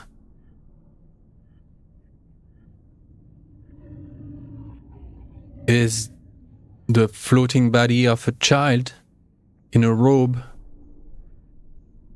of a very light fabric, blue, silvery. Her skin and clothing are shimmering in a beautiful fashion. She reminds you of some kind of naiad water spirit. And her eyes are open, but they're fully blue. She's not a Fremen, mind you. They don't glow as such, but it's like a bleak blue. And her pupils are open. No, eyelids are open, you see, but there's no pupil, that's what I mean. It's so full blue. Her skin is gray, blue. And there is this. She peers bleakly towards you.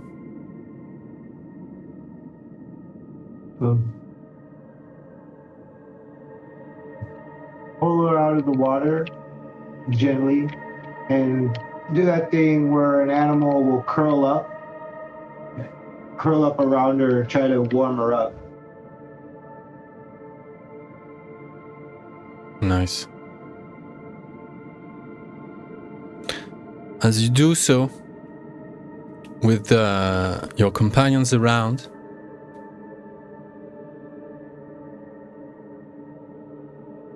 all of a sudden you realize that the trees around you have closed in on you. Just like in those haunted woods child stories. The trees have moved, and now they're snarly branches are just moving. They're just about to grab you when the girl just shrieks.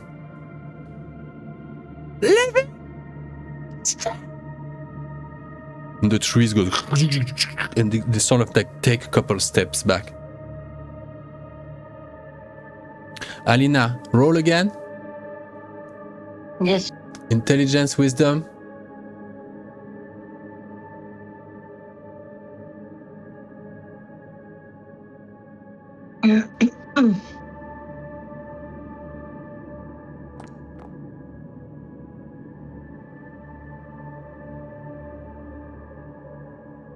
Stop. Your company arrives. So the three of you with Vladimir and young tree in Loop's form still guiding you through the physical plane. For a moment you thought you had lost the signal, sort of. But then it's strengthened again. You can see again the patterns of those threads that leads through that ghostly wood, this ethereal realm. You see that the closer you are from the main way, the highway of this thread, the less life there is. You have a sense, you feel that many spirits past a certain distance are actively doing their thing, fulfilling their spiritual, job. But as soon as you refocus on that highway, on that main thread that you follow, you realize that no one is staying close to that cobweb. And you push on, and you push on.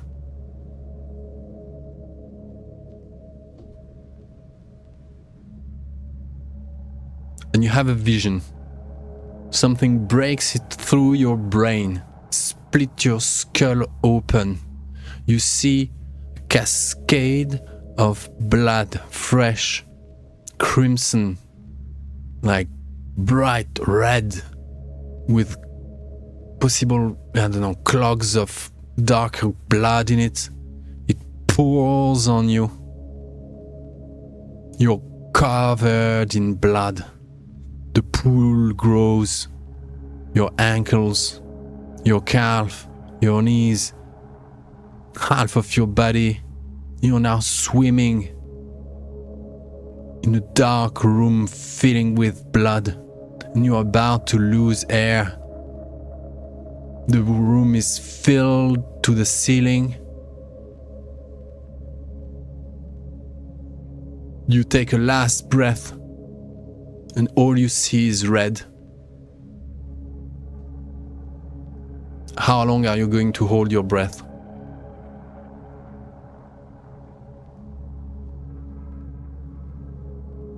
As long as I can.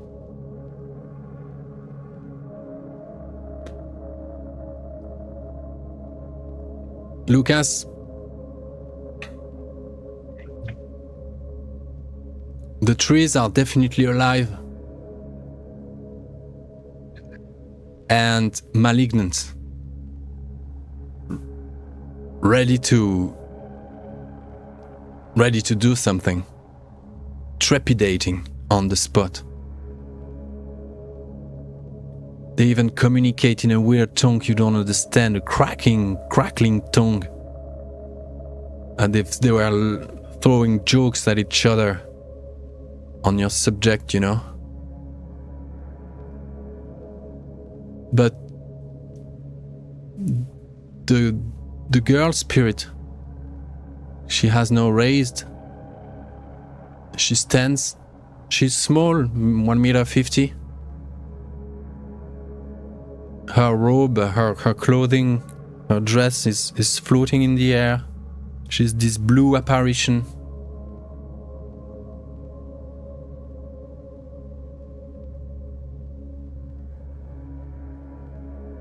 No, you cannot be here. Your kind cannot be here. You can't stay. This place has been lost. Forget it.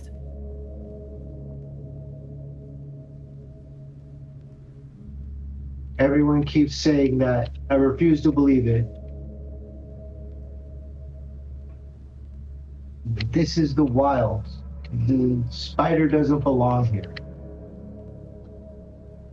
The balance has been disrupted. It needs to go back the way it was.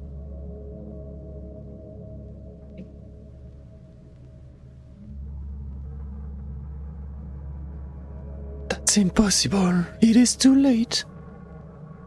I am the last standing for that place. Everyone else has moved someplace else or went into some form of lethargic torpor. But I stay for the heart. The forest depends on it. I'm alone now with this. She tilts her head towards the spider monster. But I cannot say anything. Cannot say. He will find me. Licensed guardians are here. No, you don't understand. The sorcerer, the Garou ghost, is around.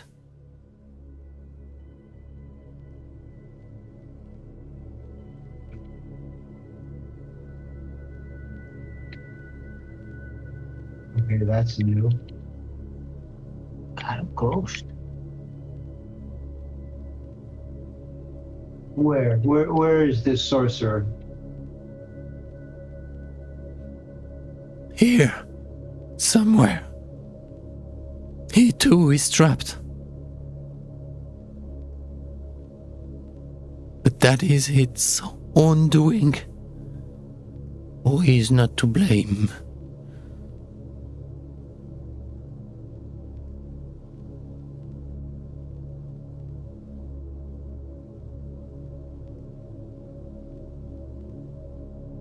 Why are you here? You know it is hopeless. No point for you to stay.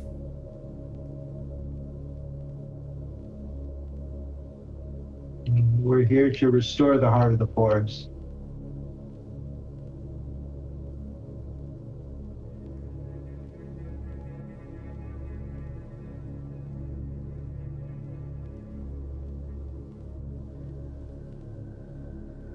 You are different.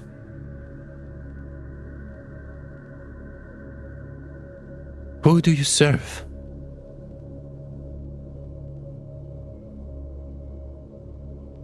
Ah, bison. rat, my pack. Not necessarily in that order.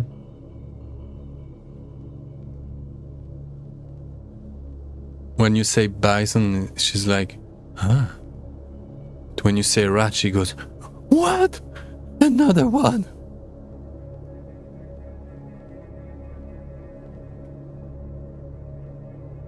The followers of Rat have betrayed us already. You are unredeemable. Your kind is twisted. A follower of Rat. Singular. Not all of us. You're the stubborn kind. I can see that. But I have no power here anymore. I cannot help you.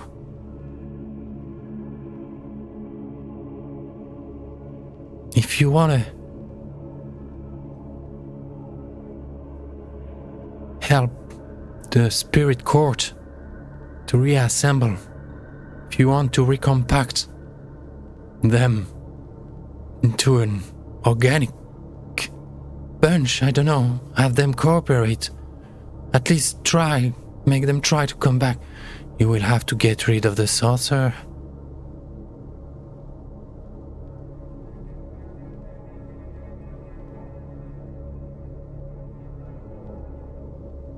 Okay. Consider him gone.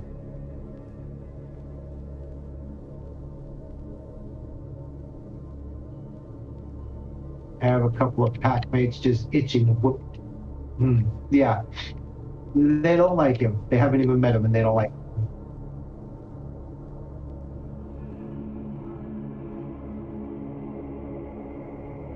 You hear some steps.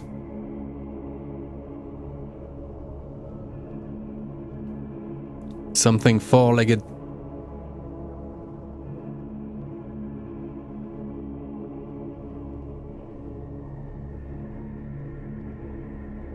That turns into two-legged.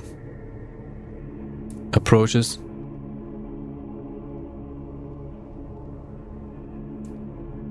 And as the sound intensifies, among still the constant one song of the spider, the naiad girl just dissolves back into the water and spread into what's left of the pond. And those trees, those malignant trees, they recede and make room for what seems to be, as you look up, you see the silhouette of a Krynos approaching. The stinkiest, the most dishonorable looking Garou. Battered.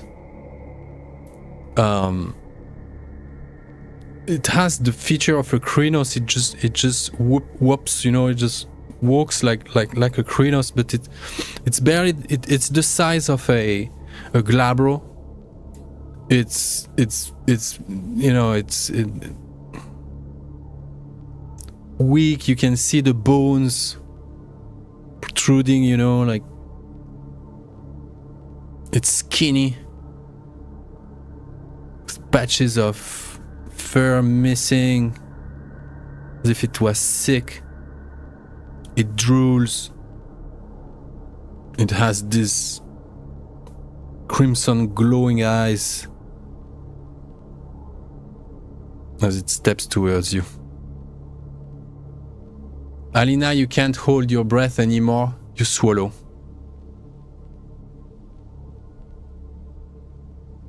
And you die. What? You just drown in that vision. You experience death. leave you alone for one scene.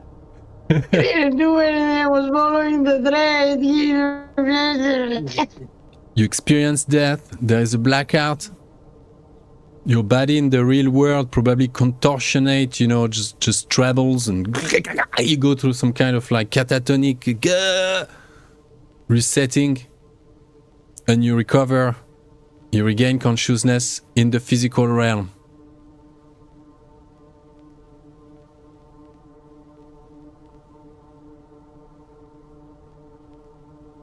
What could that possibly be? That doesn't strike like the job of the spider. That's something else. I cannot determine what. Can I roll an occult or something? Sure. About what blood symbolizes, maybe what spirit has a keen thing about blood. Intelligence. With intelligence, right?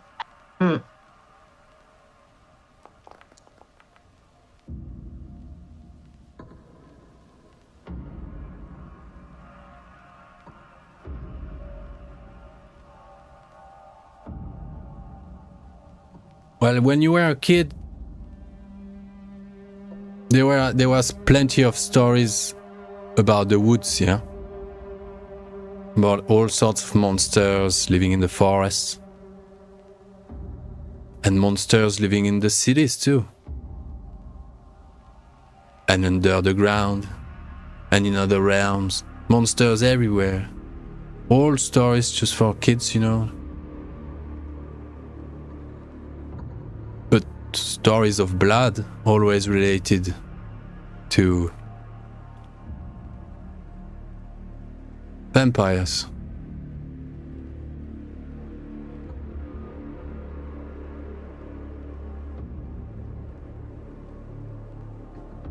Yes. Alright, we'll switch to the guys. So your squad is 14 now.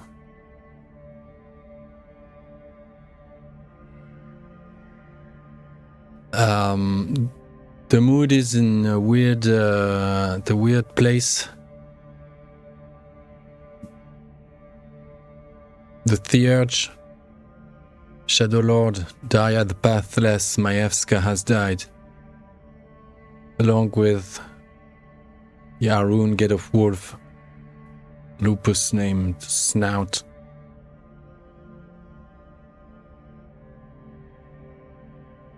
The bodies are dragged back to the eaves of the forest nearby, while the rest inspects the interior of the barracks. The bodies of those soldiers have recovered their human shape. No more tentacles, no more elongated claws and whatnot. The place is like just looked like if it was as if it was bombed. Like so many Krynos entering by force inside, forcing their way in through the walls and all that. The whole place is complete chaos. The Garou have shifted back, mostly all of them to Hispo and Glabro. And the rage is at an all-time high.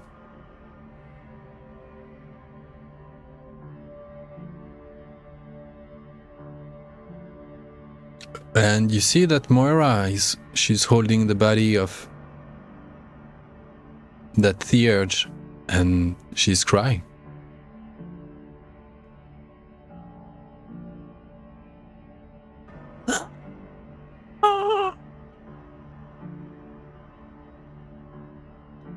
could you do that to me? She's shaking the corpse of Daria.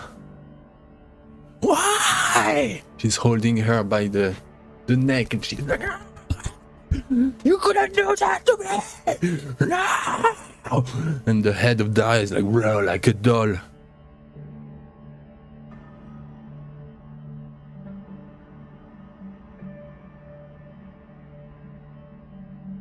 And she crushes that head. No!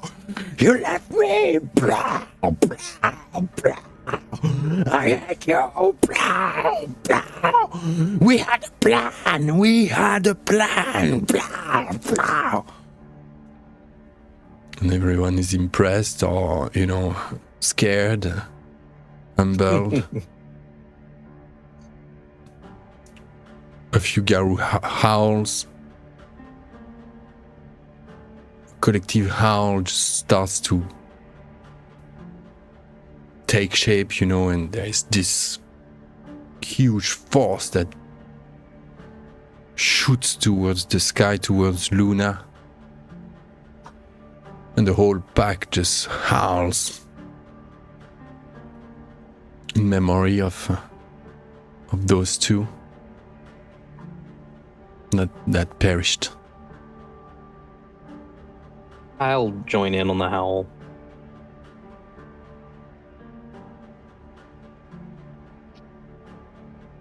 I'll howl too.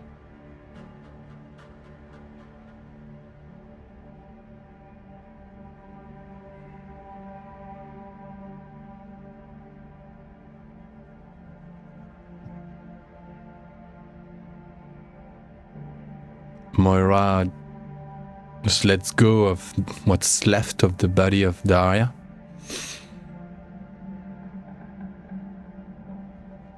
That what's left of that beautiful dark-haired, dark-eyed Eastern beauty is no more.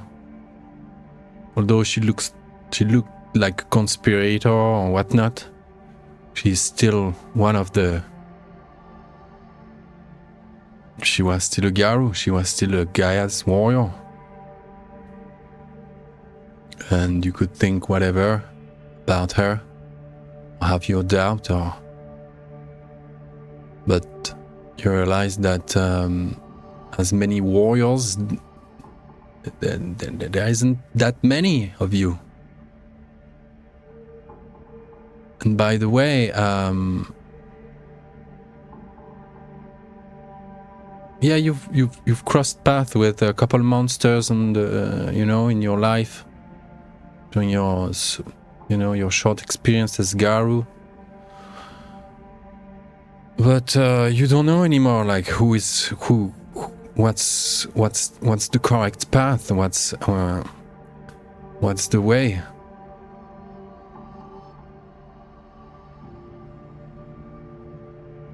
And Gaia, she never showed up, she never addressed you. What is that?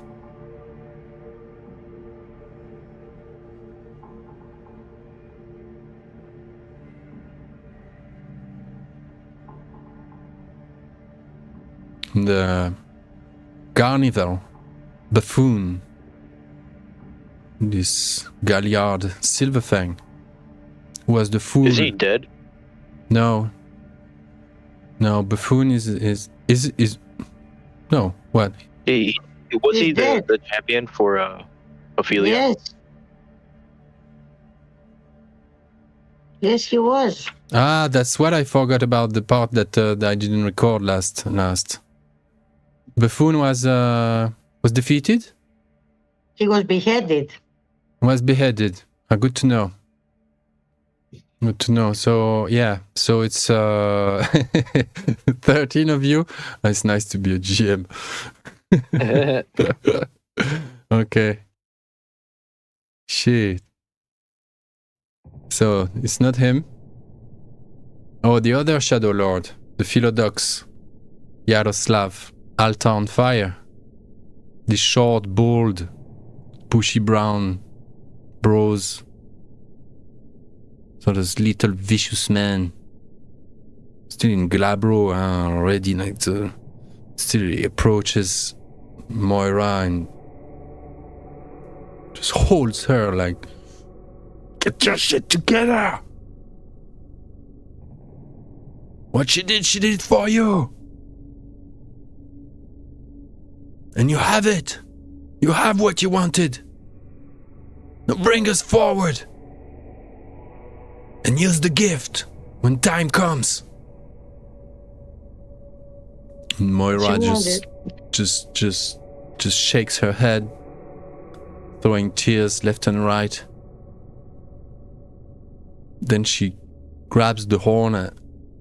She palms the horn hanging at her belt, the bison horn, and she looks, and a snarl, just points at the tip of her lips. She's like, yes.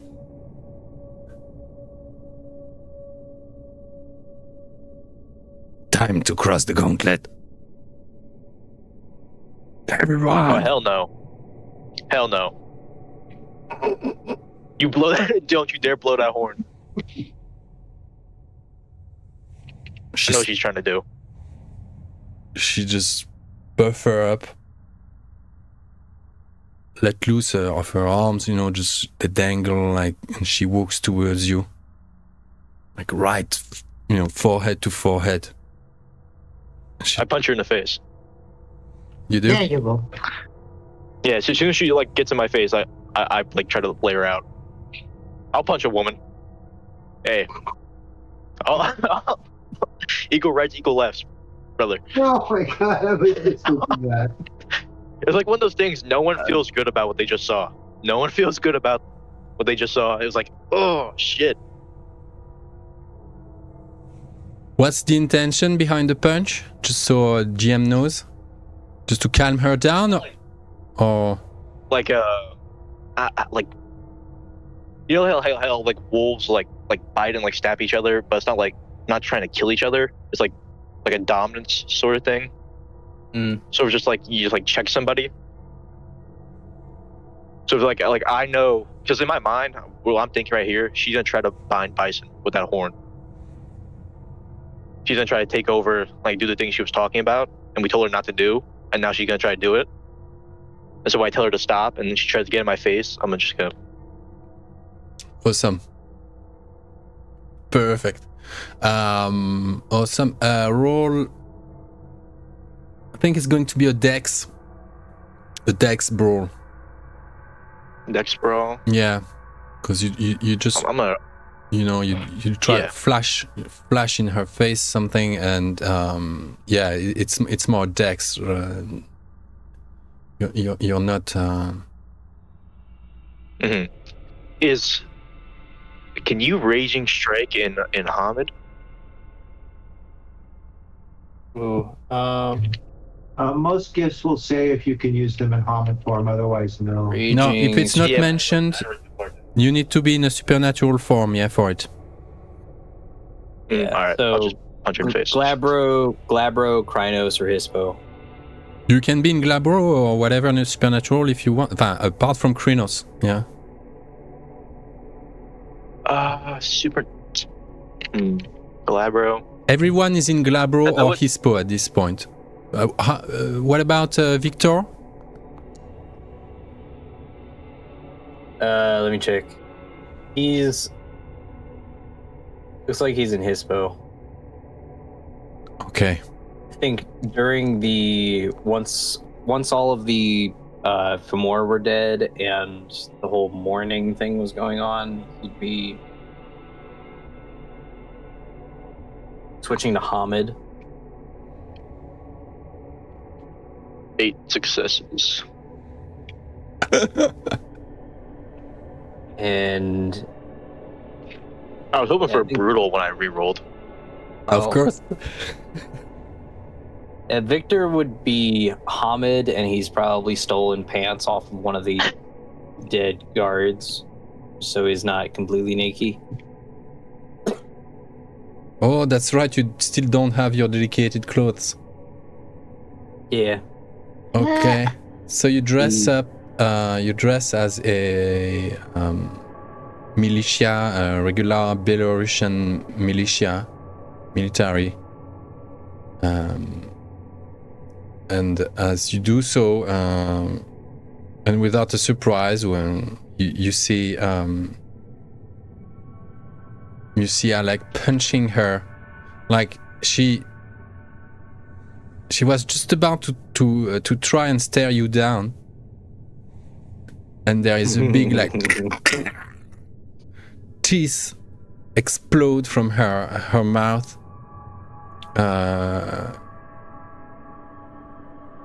A swoosh of blood just flies. Her head just goes like.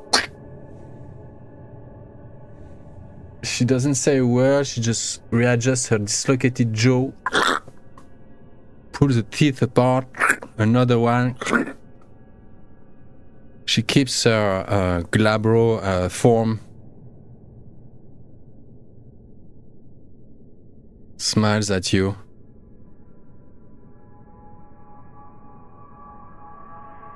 Everyone is like frozen all around.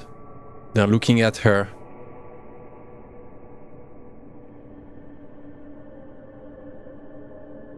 She charges you. I don't think she can contain. Oh boy. I'm a killer. I'm a killer. She charged. Oh, but you're in like she just. Yeah, it's gonna be a Krynos. It's gonna be a Krynos shapeshift. She cannot hold it. It's too much. She lost her Theurge, Shadow Lord, whatever that Shadow Lord was whispering to her ears. It mattered. That Shadow Lord probably had something to do with Moira acquiring the horn, the bison horn. She loses her mind. She shapeshifts to Krynos, and it's a duel. You shapeshift as well. Costs you 1 rage, does it? One. I think I'm just standing on the sidelines, some distance away, seeing it about to happen, and be like, no, wait, oh, come on, no, every fucking I think this is justified right here. This is the first justified act of violence. You say that about every act of violence you commit. No, I not know exactly here. what that horn's for. I know exactly what that horn's for. And you're probably right. So Victor didn't like rush to try and stop you, but still, like he's like watching through his fingers. Some of the red tears, Bringer of Light, this big badass Russian guy, best friend of Alyosha, who is at the heart of the forest cairn at this moment. Yeah, this Bringer of Light is not going to hold for long. He wants to assist and give a hand to Lucas, to Alec. Alec, okay. If we had Johan here, gosh. Yeah, Johan is. I think there'd be like a legit civil war in Pushka if Johan was here. If anything is going to go bad, Yagel in the wolf's body, grandfather wolf's body, in no time would be reacting. But of that you have no awareness, as you've shape-shifted simultaneously in front with Moira, and the two of you are. You were so onto like on the top, just face to face. Like this starts like a wrestling sort of contest. For you, the two of you are trying to make space, to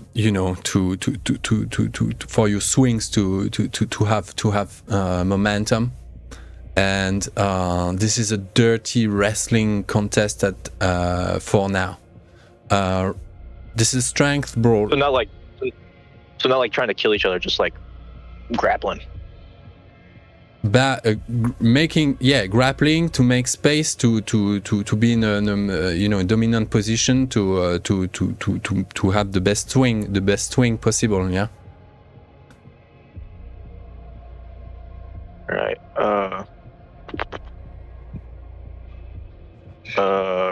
Raging strike. Yeah, raging strike is such a clutch ability. It really is. Mm-hmm. Strength. I'll willpower that. So bad. Oh. Tragic. 7. 7.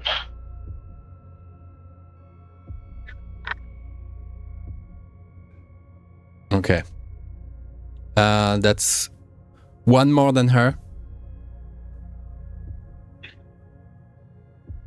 So this old lady has hands. Oh my gosh. That's going to be a claw attack, I guess. Well, it could be a bite as well in a wrestling sort of like situation. As you manage to create that space for your swing to get enough momentum. If you want to punch, claw. You go with claw. It should be like just like right across like the chest. Okay, so that's a 4 superficial. She takes 2. It goes through her chest. Her crinos. I think female breasts just retracts inside. I think they're a lot buffier. I don't think like female crinos have like dangling big breasts. You know, they're just like they're just sucked in that structure and buffed and by piles of muscles. And when you go across that chest and you rip those you rip that skin. Blood, lots of it, because your claws are no joke, and there is material for it to do some dirty job. She just growls in pain in the middle of her next move and continues on, unimpressed and unaffected. Blood spilling from her. Roll again. Would it? I'm thinking. Should I go for the horn and try like to break it? The horn is no. I was about to ask. Is it? She turned to Krynos. The horn has disappeared. Vanished. The horn is dedicated to. Oh, well. Yeah. I was thinking about going and grabbing it, and hair's leaping away, but then I realized, oh no, he specified it was right dedicated to her. So now that she's in Krynos, but if you can get her out of Krynos, sure. 7 again. Oh, critical! Yay! Okay. Yeah, let's go, guys. I should have done this a few sessions ago when I was still a champion, but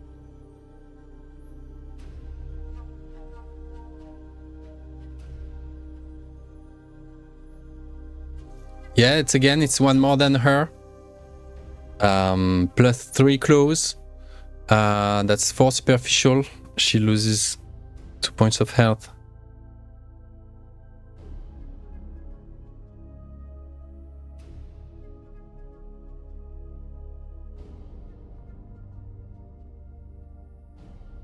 Okay. Always gonna be an intense fight. Alright. I'm rolling like garbage though. I want to say that's effective. Was that Robert? I would say rolling like garbage is subjective. Well, statistically, they should be higher. I feel like. Yeah, it's a lot of blanks, but still, like 7 successes is about as much as the rest of us can really ask for. Yeah. I do have. I have. Everybody needs the fighter, though. Hmm? Every party needs the fighter, though. Yeah. If Johan was here and we have like this all-horn child of Gaia, if we had Johan, it would straight up be a civil war, and I'd probably try to wipe it out of that Cairn or whoever. Well, she only has like three guys loyal to her. Why I'm not lunging to join in, because yeah, right now it's a challenge. If I join in, then everyone else might join in, and then we're gonna have an all-out Garou werewolf here. I think any members of the Burn 'Em All pack, me and them, we're like this. We're tight. I think they would join us if it came to like a full-on war.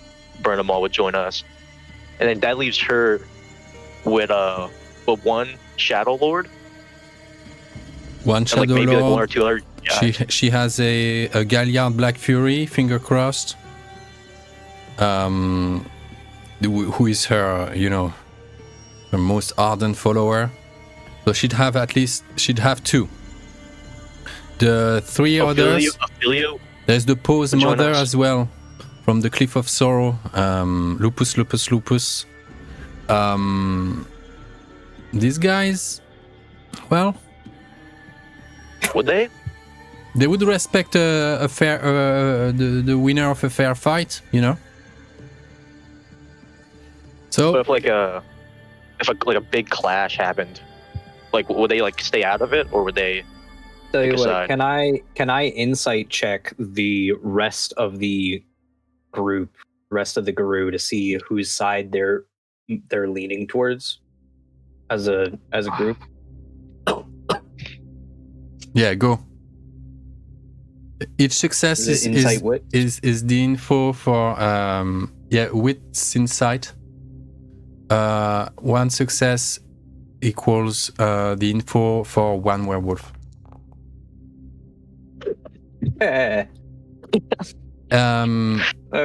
We're almost dead. Oh, there you go. Okay. Yeah, you can see that the 3 Pose Mother,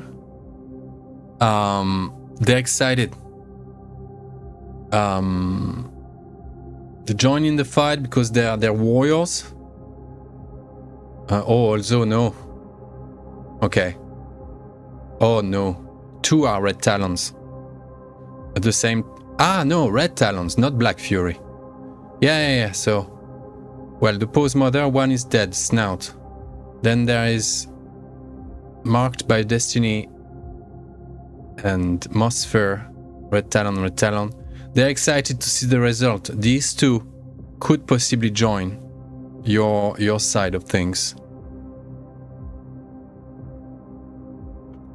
And just saying, we got the numbers.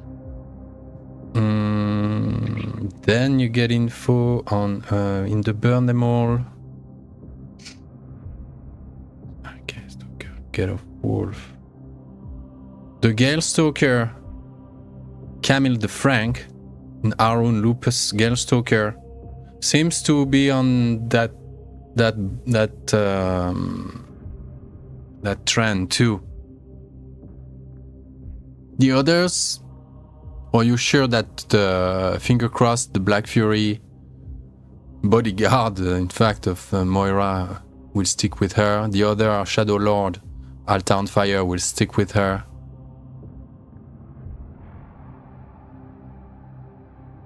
So there is 2 that you're not sure.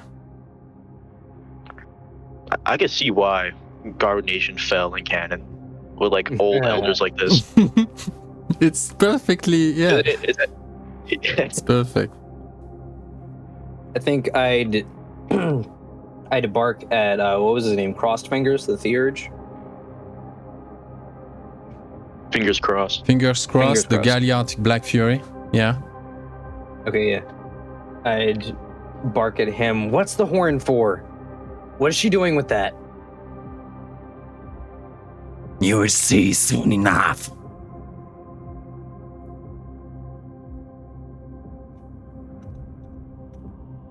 You know what it is.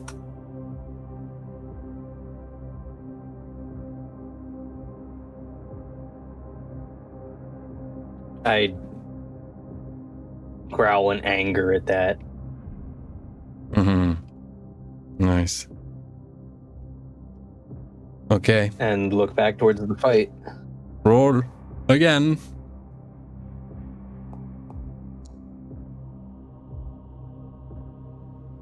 Ooh.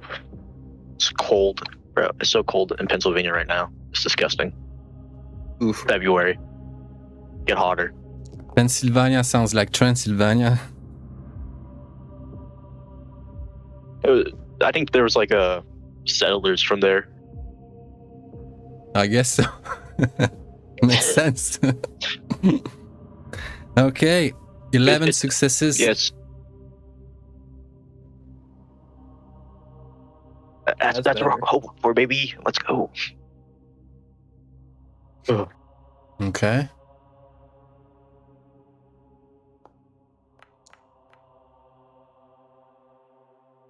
Okay, that's 5 plus that's 5 extra successes. Plus your claws. That's 8. Superficial. She takes 4.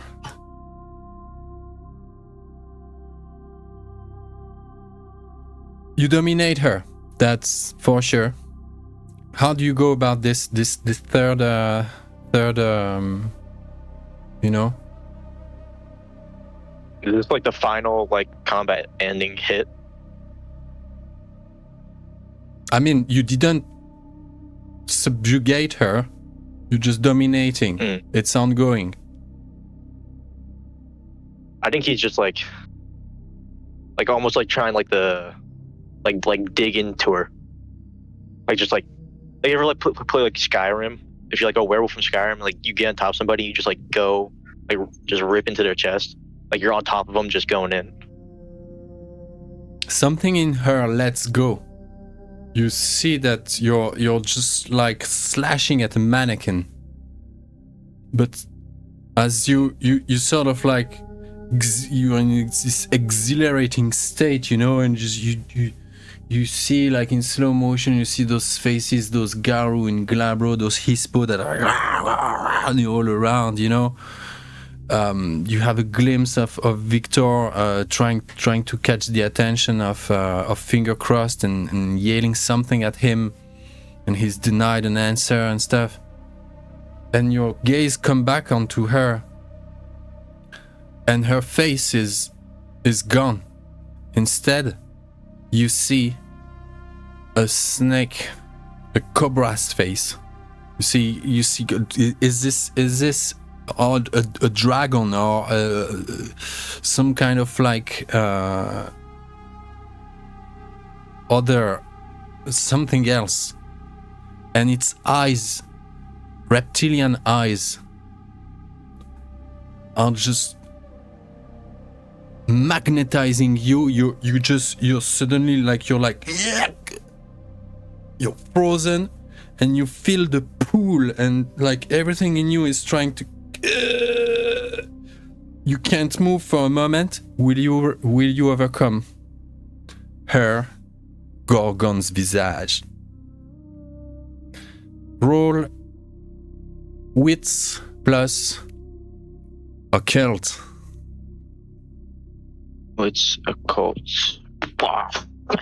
Okay. I don't think I get occult. Oh no. Well,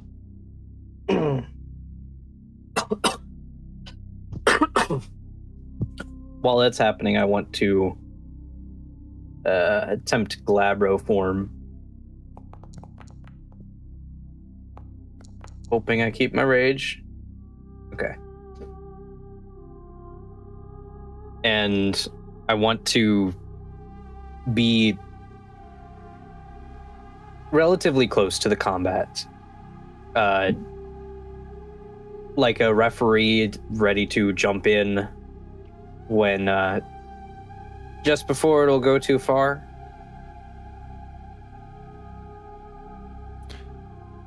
Perfect. I want to see if I can. Once I see him failing,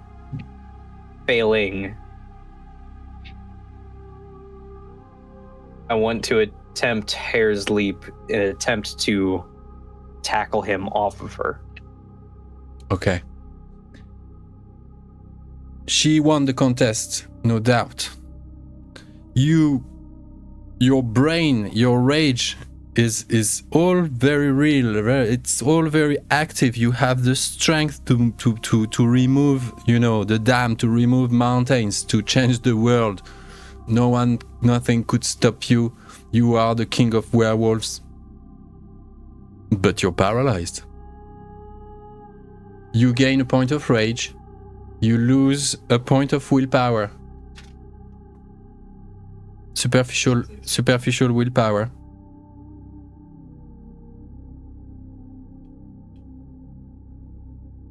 Because of the frustration.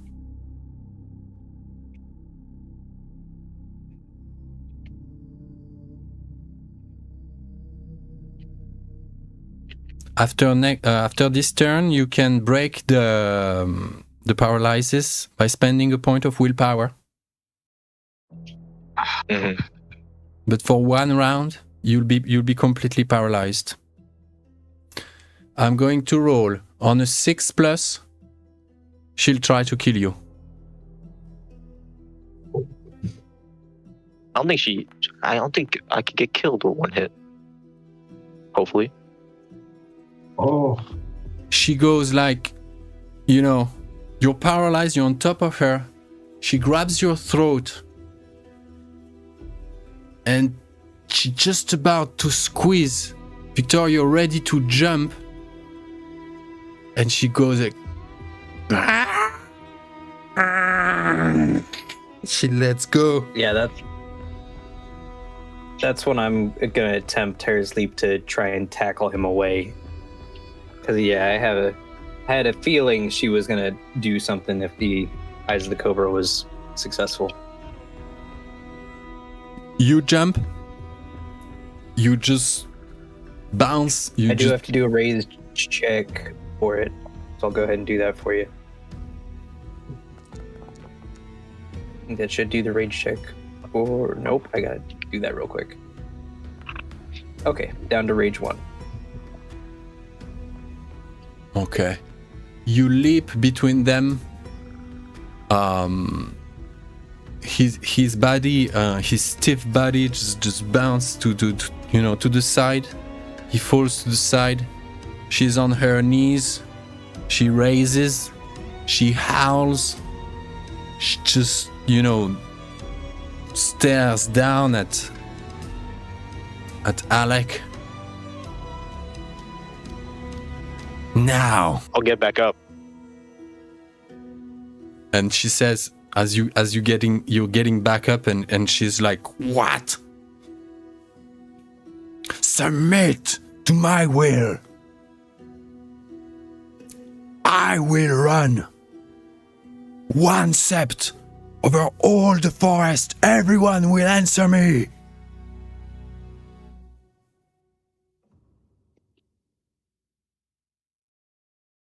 Heck no, lady. How much willpower you have left? I'm impaired, but I'll burn up. I'll burn. As impaired, you have a -2 to all your social rolls. Yeah. Social. Yeah. Okay. I'll burn. What's it called? Not superficial. Going in aggravated. Yeah. I'll go aggravated. You go 1 aggravated. Just to hit her. I want to hit her. I think blood is beginning to flow from your snout and your ears and your eyes as you break through the spell. and answer her. Confront her again. Victor?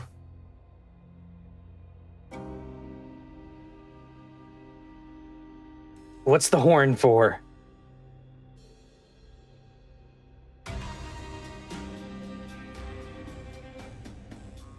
Say what you will about cairns, but enslaving the spirits? Is that what you're doing? This is what I am meant for. If there is a revolution to happen, we need a leader. If we want change, we need a weapon. And spirits who cower in secret worlds are no good to us. We're warrior. We do what's needed. Shut up. Knee. Okay, she's trying to stare you down. Victor? Yeah, she's trying to stare down Victor. Okay. Oh, she spends one willpower not to kill anything in Krynos. You spend that round. Well, you were paralyzed. I'm going to spare you the willpower now. Because you're in Krynos, Alec. Oh, right. You were forced to spend that round without killing anything. You spend the last round without killing anything. So spend another willpower now, please. So you go 2 aggravated. They said the round I was paralyzed, I didn't have to. Yeah, but how many rounds did we fight already? Like that was the 3rd round. I'll give you. Well, I'll give you that. You have 3 aggravated, and you have 1 superficial left. Before you just collapse of exhaustion and nervous strain.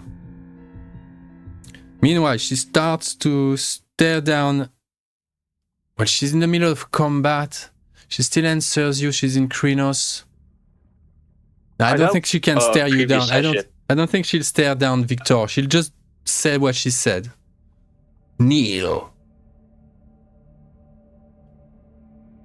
Bringer of Light steps forward, shoulder to shoulder with Victor. Same with Yagel, the lupus. In fact, now all the red tears are banding together at Victor's wings. You answer, Victor, before we run another round. I want to see if I can get her to calm down. I don't have any special abilities to do this besides my dashing good looks. But yeah, I want to. I have one question. It's which thing do I take? It's oh, where's it at? Oh my gosh. I cannot navigate this. Oh, there we go. It's Huglusk. If I take a Huglusk, I get willpower back. Yes. Or is it Harano? I get willpower back. Yes, it's Hauglusk. Let's go. Do it. Harano to get rage. Yeah, roll credits. I said the campaign title. What do you do, Victor? Myra, I'm gonna not kneel, but putting my hands up in an attempt to get her to calm down. Because I know she's been through a lot the last, 10 minutes. And probably the rest of her life. But I'm gonna try and speak loud enough to be heard over her own growling and her own pain, her own inner turmoil. You don't have to force everything. We can work together with the spirits, with each other. Something happened here, and we need time. I understand how you feel. I lost my sister to these things. It hurts. It makes me angry. It makes me want to rage.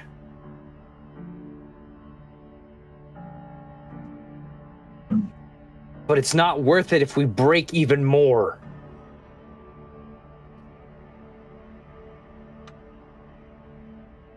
Awesome. It's what? Manipulation? Sure. Persuasion? Good. And do I still get -2 dice because of Glabro form? If I'm speaking to a Krynos? No. Okay. But the difficulty is crazy, huh? Yeah, I bet. May I add a die because of my beautiful stat? No. It says added extra die pool to appropriate social pools. Okay. Not in that case. It's a 6. All right. It's a 6 successes. Okay. Oh. Willpower. Here we go. Willpower. Oh. Woo! Nice. You don't so much convince her on the spot, though you caught her attention for sure, and that very fact, in fact, directed everyone else's attention towards the facts that you mentioned, you brought forth, and the squad, the entire squad, the whole crew has sort of like energetically you can feel things between Garou. Hormonally, like there is an attunement to each other, and you feel that even her bodyguard, this tête brûlée, finger crossed, is interlocked, you know, is like, and you hear some kind, you feel some kind of like, you know,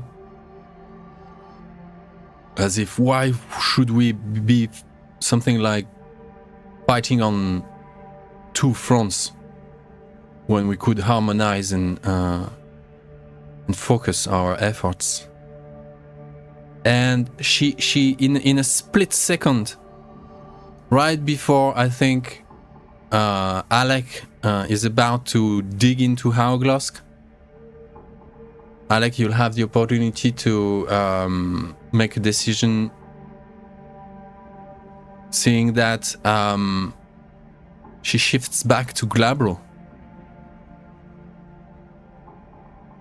And the horn is at her belt. And she palms it again.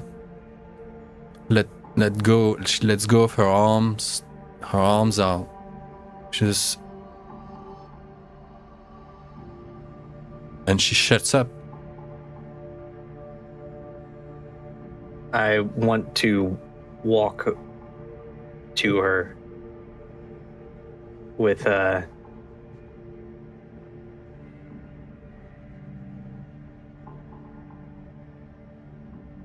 No, you know what? I want to walk up to her and hug her. Cool. I thought you were gonna say, I'm gonna punch her. No. Seems to be the regular way to... I was gonna try to take the horn from her or wait for her to give it to me, but I want to hug her first, and then if she seems to accept it, then I'll attempt to take the horn out of her hand. Does she have enough health left to stay conscious after the bonus from Krynos leaves? Oh, yeah, she's fine. Yeah. Mm-hmm. Very dramatic, like comes out and just like passes out. Victor like catches her. She's been regenerating meanwhile, yeah. So her body is just stitching itself up, and she's regenerating. Good. That means she might be losing rage. And you approach to hug her, and she goes, "Don't touch me! Don't touch me!" But she lets herself be hugged. All right. She doesn't have to return it or reciprocate, but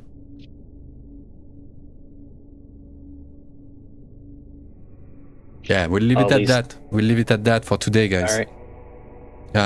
Alina, Robert, I think it's better if we stop today. Next week, I have something for you, Alina. I have something. Robert, you're good. You all surprised me quite a lot. But you can continue this and with what happens to Lucas and see what is going on with me. Oh yeah. Yeah. Bonar violence. Oh boy.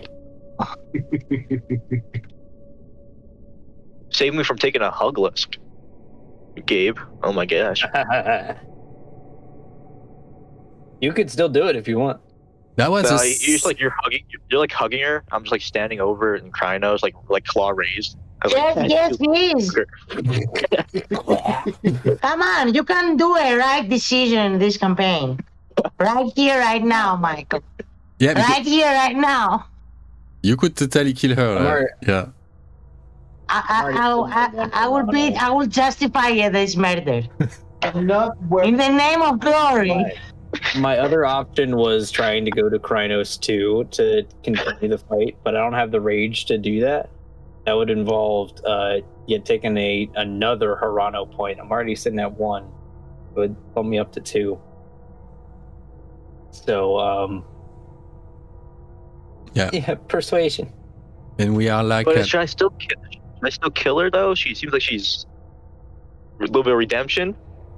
Redemption arc. You're gonna save the Black Spiral Dancer. But you're not gonna save the. I don't see that Moria thing. Redemption, be able to be there for redemption. I'm not there. To tell you that. There is the possibility. If it's a sneak attack, she isn't opposing your roll. If you roll a straight 12 successes, it's like, it's just a bite at 12 successes. It's like 13 aggravated. No one can survive that. Just saying. We'll see next week. You have 1 week to decide.